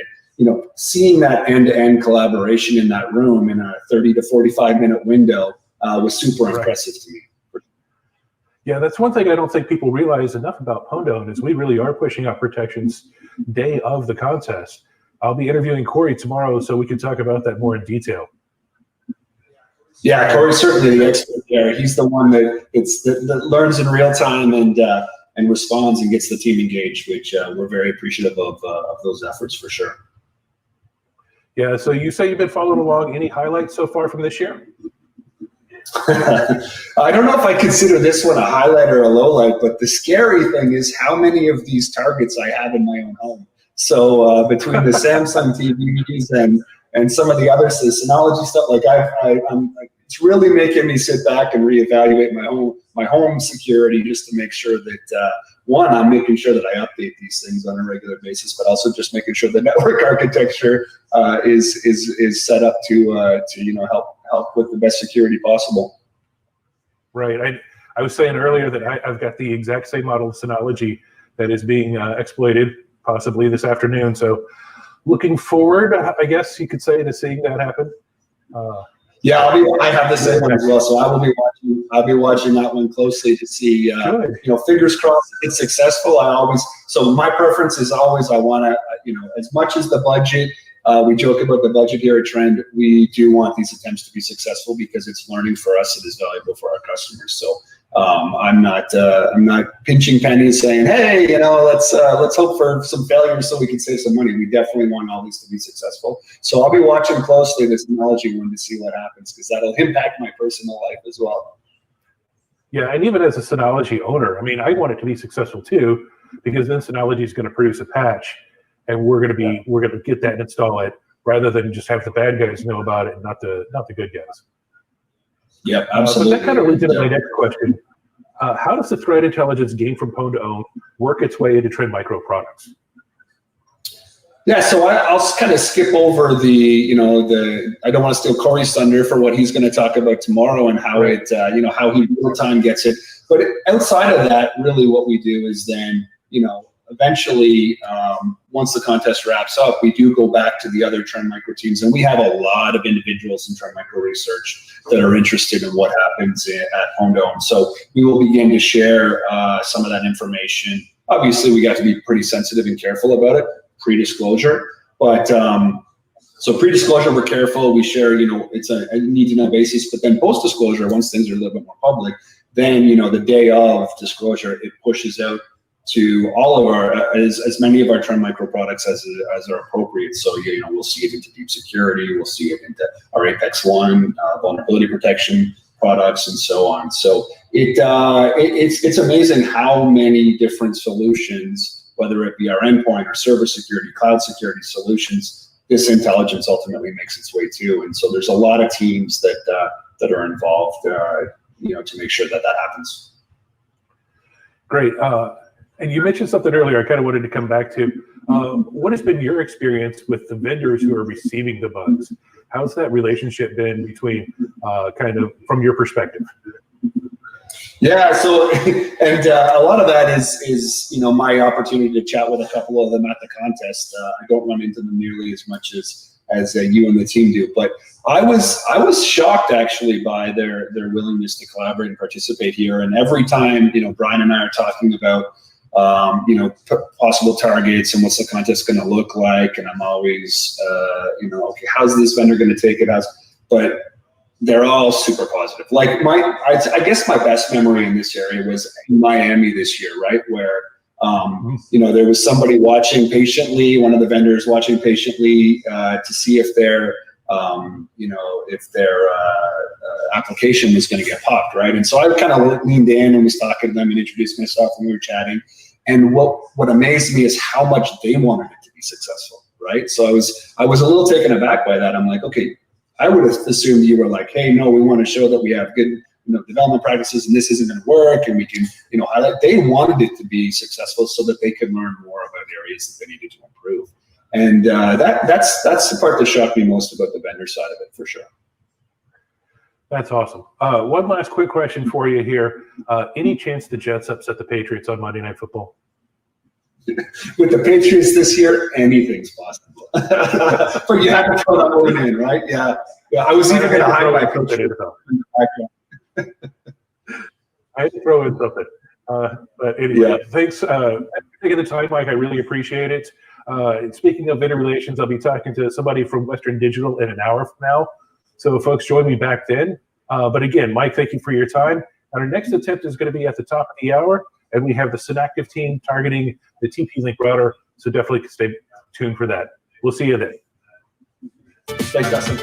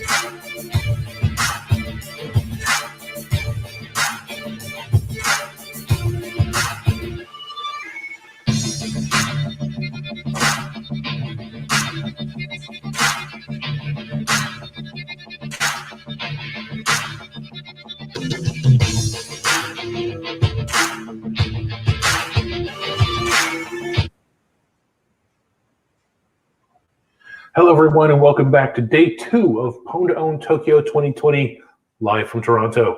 Dustin Childs with the Zero Day Initiative, again coming to you from our Mid-South headquarters just outside of lovely Nashville, Tennessee. Our next attack is coming from the team of Synactive. They will be targeting the LAN interface on the TP-Link AC1750 smart Wi-Fi router. And they have a great team. I know they've participated in previous Pwn, so we're looking forward to see what they bring to this year's contest. The folks in Toronto are all set up and ready to go. We've been promised a light show. Fingers crossed on the light show. Hopefully we can see something cool. Abdul, I hand it over to you. You ready? Are you guys ready? Light them up. Get this on fireworks. Go ahead. 3, 2, 1, go.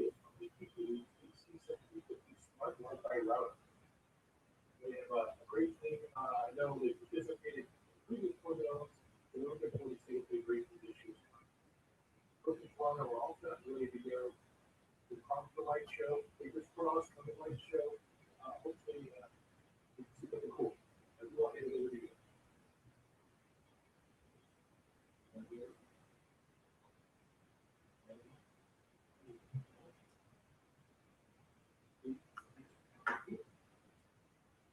See, if I recall correctly, I think part of their exploit is going to take about 80 seconds. So this is not exactly unexpected.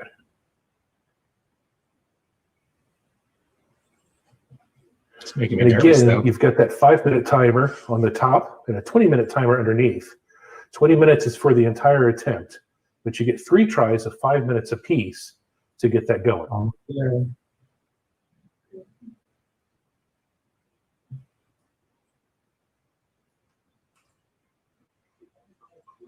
80 seconds doesn't seem like a long time until you've got $5,000 on the line and a master of board. All right, almost there.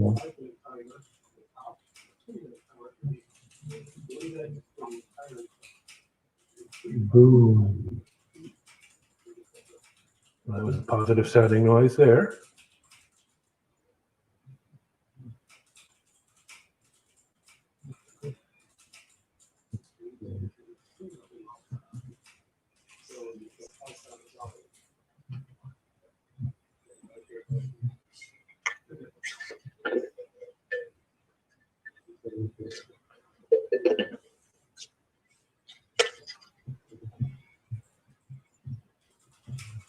So there are a couple things that could be going on here, and without looking at the screen, it's hard to know if there's a brute force trying to happen or a race condition that they're trying to meet. But again, we haven't called it a failure yet, so that's also a good sign.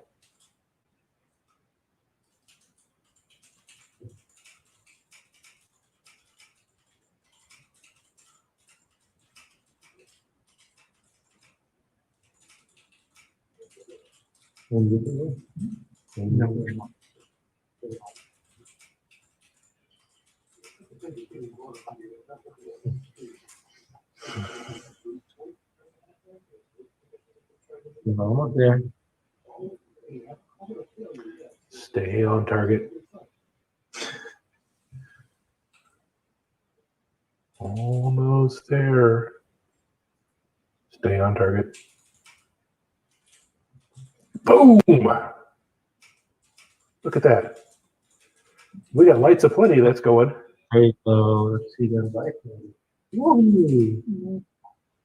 Of course, lights doesn't necessarily mean root shell,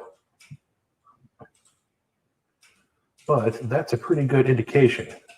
There you go. There you go. Yes. Yeah, you can show the desktop. Yeah, you can show the desktop now. Yeah. Yeah, look at the even lights. more than the lights, that UID of 0 root. That's a successful demonstration right there. So congratulations. It's fireworks. Cool. So nicely done. Again, another successful demonstration. So of course, you know what happens by now if you've been following. Off to the disclosure room they go. They will go through the entire exploit, see what exactly bugs were exploited in that exploit chain. If there were multiple bugs, could have been just one thing. And then, yeah, from there we'll report it to the vendor, and see if they know about it. Hopefully, we'll be reporting a success here before too long. Coming up next, we've got some old school videos to show you. The first is a Pwn Tokyo from 2016, which was a long time ago. And then we go back even further into the Wayback Machine to hit 2014, a couple of exploits that were used way back then at EUSEC. So that'll be really cool. Stick around and watch those. Coming up at 3:30 Eastern, I have an interview with Western Digital. That'll be really great to see the vendor's perspective in the Pwn. And the next attempts will be at 4 Eastern. That'll be DevCore, and they will be the first people targeting the Synology DS418 plus play, whatever number that is. And that'll be our final attempt of the day, too. So you definitely want to stick around for that. And like I said, enjoy the videos. Join us for a vendor at 3:30, and then the next attempt at 4. We'll see you then.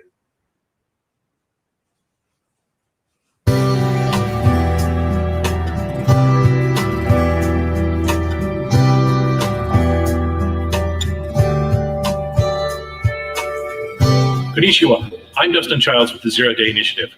Welcome to Mobile Pwn for 2016. Keen Labs started the day by using 2 different bugs combined with other weaknesses in Android to install their rogue application on the Nexus 6P. They did it twice more to earn the strength, stealth, and sniper style points, all for Master of Pwn. The end result was $102,500 and 29 Master of Pwn points.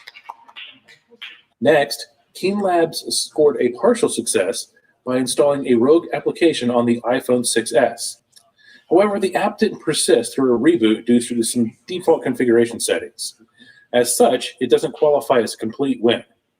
However, we're still purchasing these bugs for $60,000, but no points for Master of Pwn were awarded.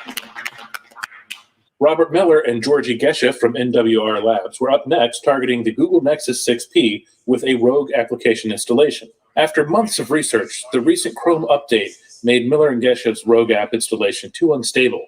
Despite it working recently as yesterday, they could not successfully demonstrate their exploit within the allotted time. To close the day off, Keen Labs leveraged a use after free bug in the renderer and a memory corruption bug in the sandbox to take photos off of an iPhone 6s. They also earned the sniper and stealth style points for Master of Pwn. This netted them another $52,500 and 16 additional points for the Master of Pwn title.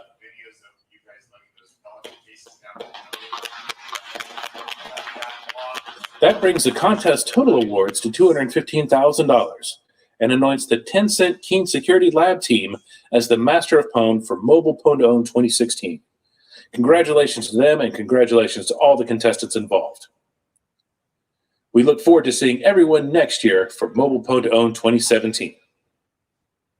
Let's see that. Yep, perfect. Okay. So yeah, in that mode first, is right. Cool. So.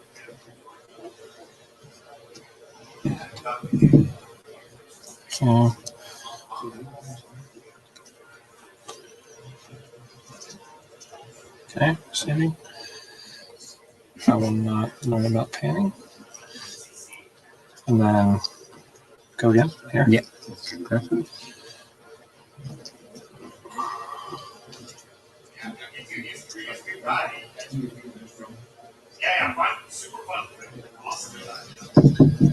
Okay, now it's going again.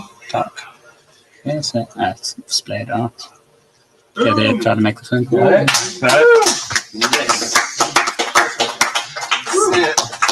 Okay, so basically now we've got a Mercury shell on the phone. Okay, great. So at this point we've got a pretty advanced Trojan on the phone called Mercury. What we're going to do is just list all the modules so available on this payload at the moment. We've made one specifically for Pwn's own called Steel Info. So this is going to now, let's run this, and we'll just pipe it to a file so that you can just look at it so it doesn't run past us on the.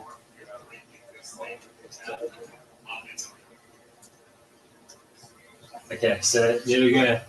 If you see, yeah, we've got all the SMS messages. Okay, so there's no SMSs on the phone. That's the columns out of the database. He has the call log, so there was one call to that number.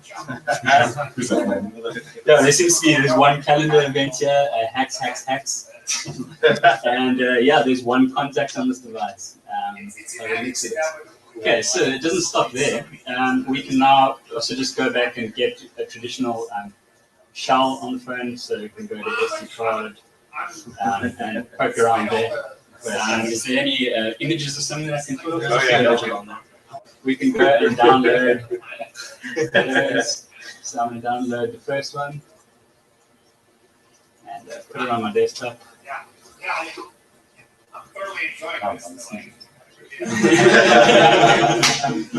challenge that. Champagne says otherwise. Okay, so it's just taking some time to download. Going to high raise.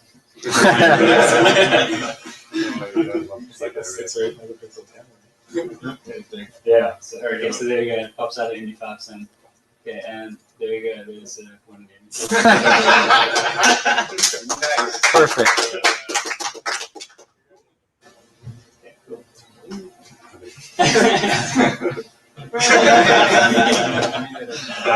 Nice. You get to keep those as part of the content.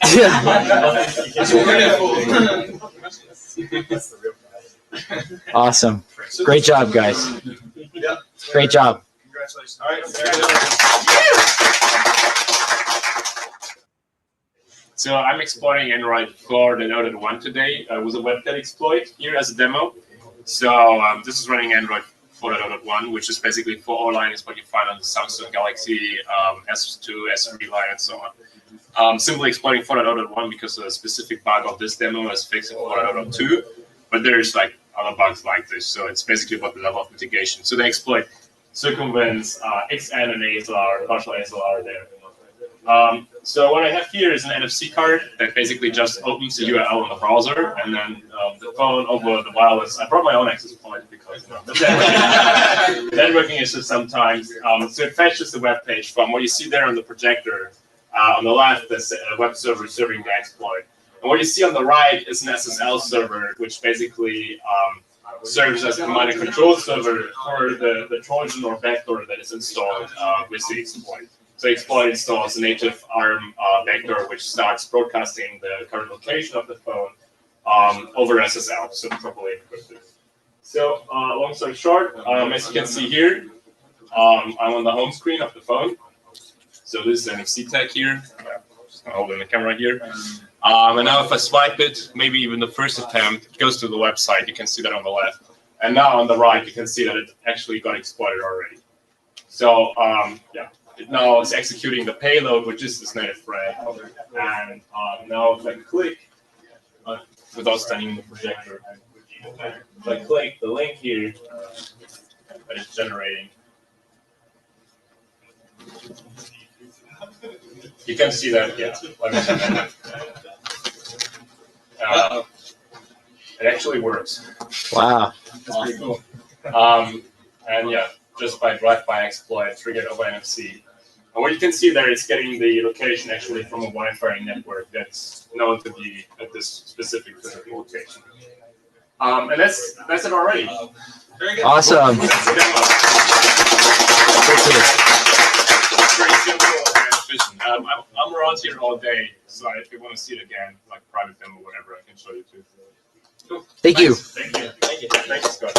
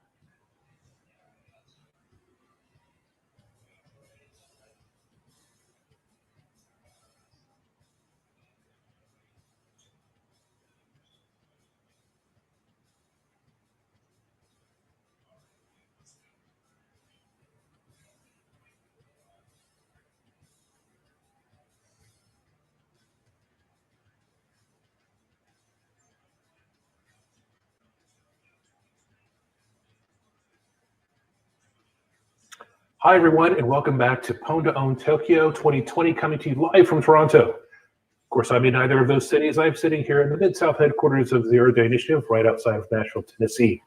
And I'm very pleased to be joined by Brian Mastenbrook from Western Digital. He is the Senior Director of Product Security Engineering. Brian, are you with us? Can you hear me? How's everything going? I can hear you. Can you hear me? I can hear you just fine and dandy. That's great. So how's the contest been going for you so far? It's been going great. We're really excited to take part in the contest, and I want to thank ZDI and Trend Micro for putting all of this together and getting this kicked off relatively flawlessly, despite the challenges of doing it in a streaming format this year. It's been a lot of fun so far. Great. Yeah, I mean, it really has been a lot of fun. I'm actually kind of surprised everything is going as well as it is, but it's one of those things where you just got to jump in with both feet and do it. Well, when you first heard a Western Digital product was going to be included in Pwn2Own, what were your thoughts? Were you apprehensive, or what was going on there? I think we're very excited, actually, to hear about that. Western Digital is investing very heavily in the security of our products. We really believe in keeping our products secure in order to keep our customers' data secure and private to them. And contests like this are a great opportunity for us to participate and demonstrate our approach to product security, to demonstrate our approach to transparency and product security. And it really hit us as a great time here, because we just came out with a major new operating system release, macOS 5, which we invested very heavily in, and it was really great to get that included in the contest. Yes. Well, that's one thing we definitely want to do, is we want to make sure that all the devices are as updated as possible. So your latest OS, we definitely want on there. That OS, that release, definitely took out a few entries.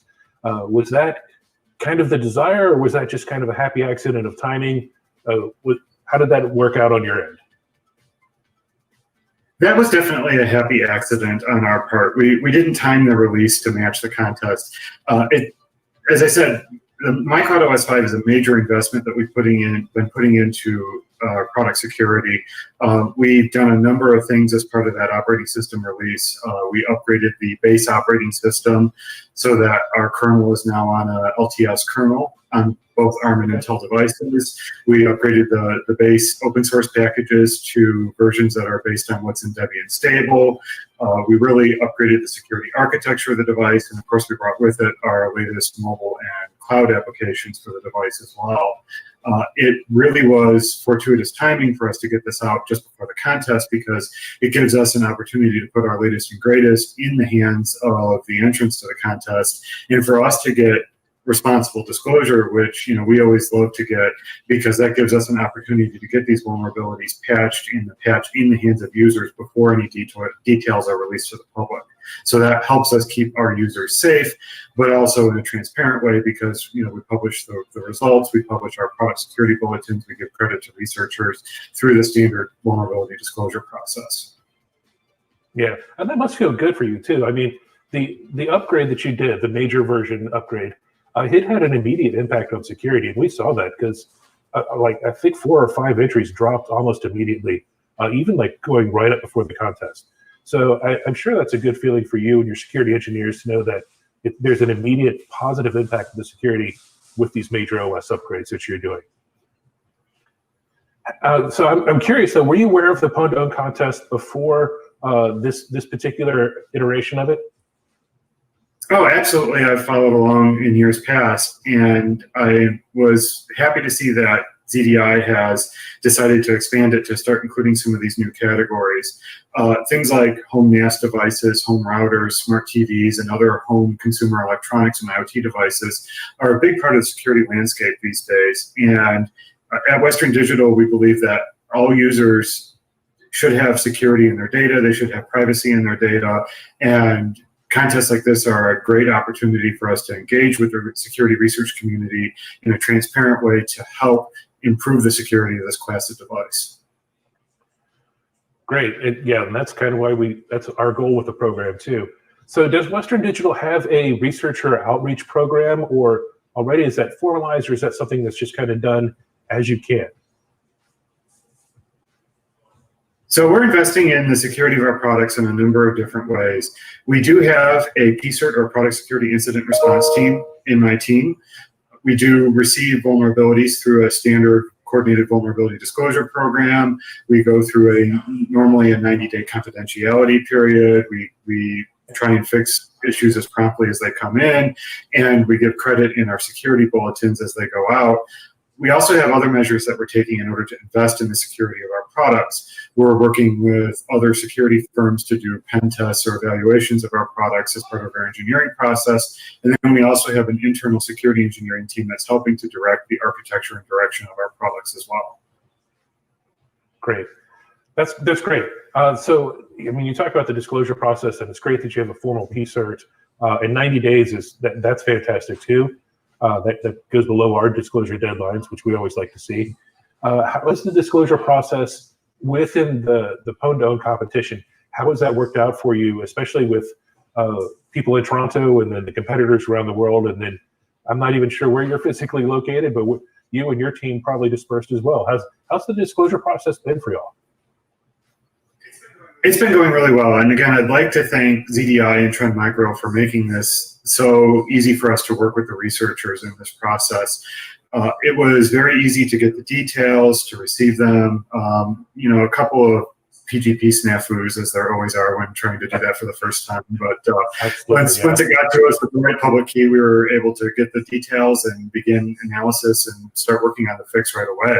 So the disclosure process has been great. And as I said before, Western Digital really believes that transparency is a pillar of security. For us, we don't want to be hiding or trying to obfuscate any bug reports. Instead, we want to get the details, we want to get full disclosures in a responsible way so that we can get the fixes in and improve the product in order to protect the security of our end users. And that transparency is really a core pillar of all of our security engineering efforts. We have a number of other efforts going on as well, such as the Open Titan project that we've been working on based on RISC-V to bring additional security into the hardware domain. We have other products that we've come out with recently, like the ArmorLock encrypted drive that's based on open source encryption technology. And if you go drill into that, you'll find that we actually, again, work with a third-party firm to evaluate that encryption and publish a full report as part of that process. So we're very heavily invested in transparency as a pillar of our security, and disclosure processes like this are really integral to that. That's fantastic. That's really great. As someone, my kid's actually in college in a music composition program, and one of the things that he has to have is a lot of data storage. So we have quite a few Western Digital hard drives sitting on his desk at Austin Peay University. So that's great. Have there been any surprises in the contest along the way, or have things gone kind of how you expected them to go? I would say that it hasn't really been a surprise. I mean, the rules of the contest are that things that are disclosed and which are awarded points have to be original research. So from that perspective, if there's a winning entry, it's always a surprise in the sense that it's something that we didn't know about prior to the start of the contest. But again, we expected that this would come out of a contest like this. We were prepared for it.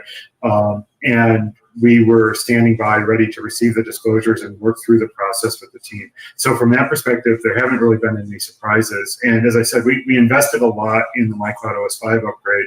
And it's really great that the timing of this allowed us to get this into the contest right away, because the sooner we get through this, the sooner we get these disclosures. We're still early in the life cycle of OS 5. We can get these in relatively quickly with respect to the life cycle of the program and get our users protected. Great. Well, Brian, I really appreciate your time. Thank you again for joining me, and thank you to Western Digital. From our perspective, you've been a great partner working throughout this competition. It's been a lot of fun having you. First year for the NAS category. We weren't really sure what to expect. Congratulations on version 5. It really has been, we've seen it personally be a significant improvement to security. So good luck with that, and good luck with the disclosures that are happening yesterday, today, and possibly tomorrow. All right. Thank you very much, Dustin. And again, thanks to everybody at ZDI and Trend Micro for making this such a wonderful contest. You're very welcome. So for those of you who are still sticking around, we've got one more disclosure to do today, one more attempt to do today, and that'll be against the Synology 418 play. That's at the top of the hour. Stay tuned for that. We'll see you then.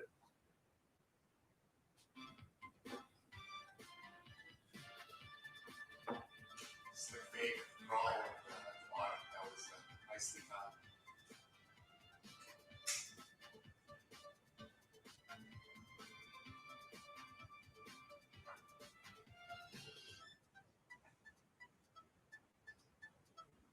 So, my wife is absolutely awesome sometimes. In a reminder of Japan, she pulled out this for me.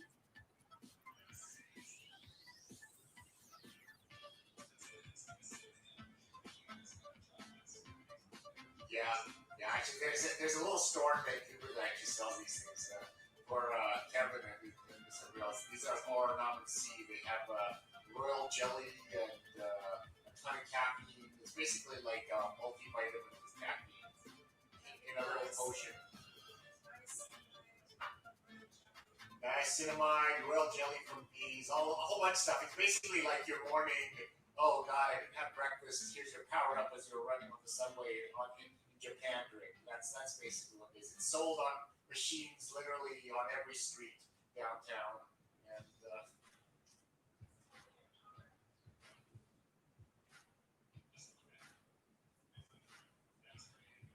that was great. That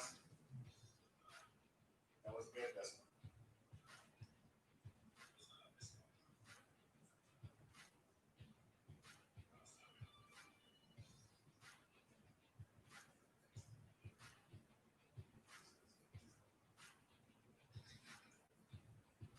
Are you actually dyslexic, Justin?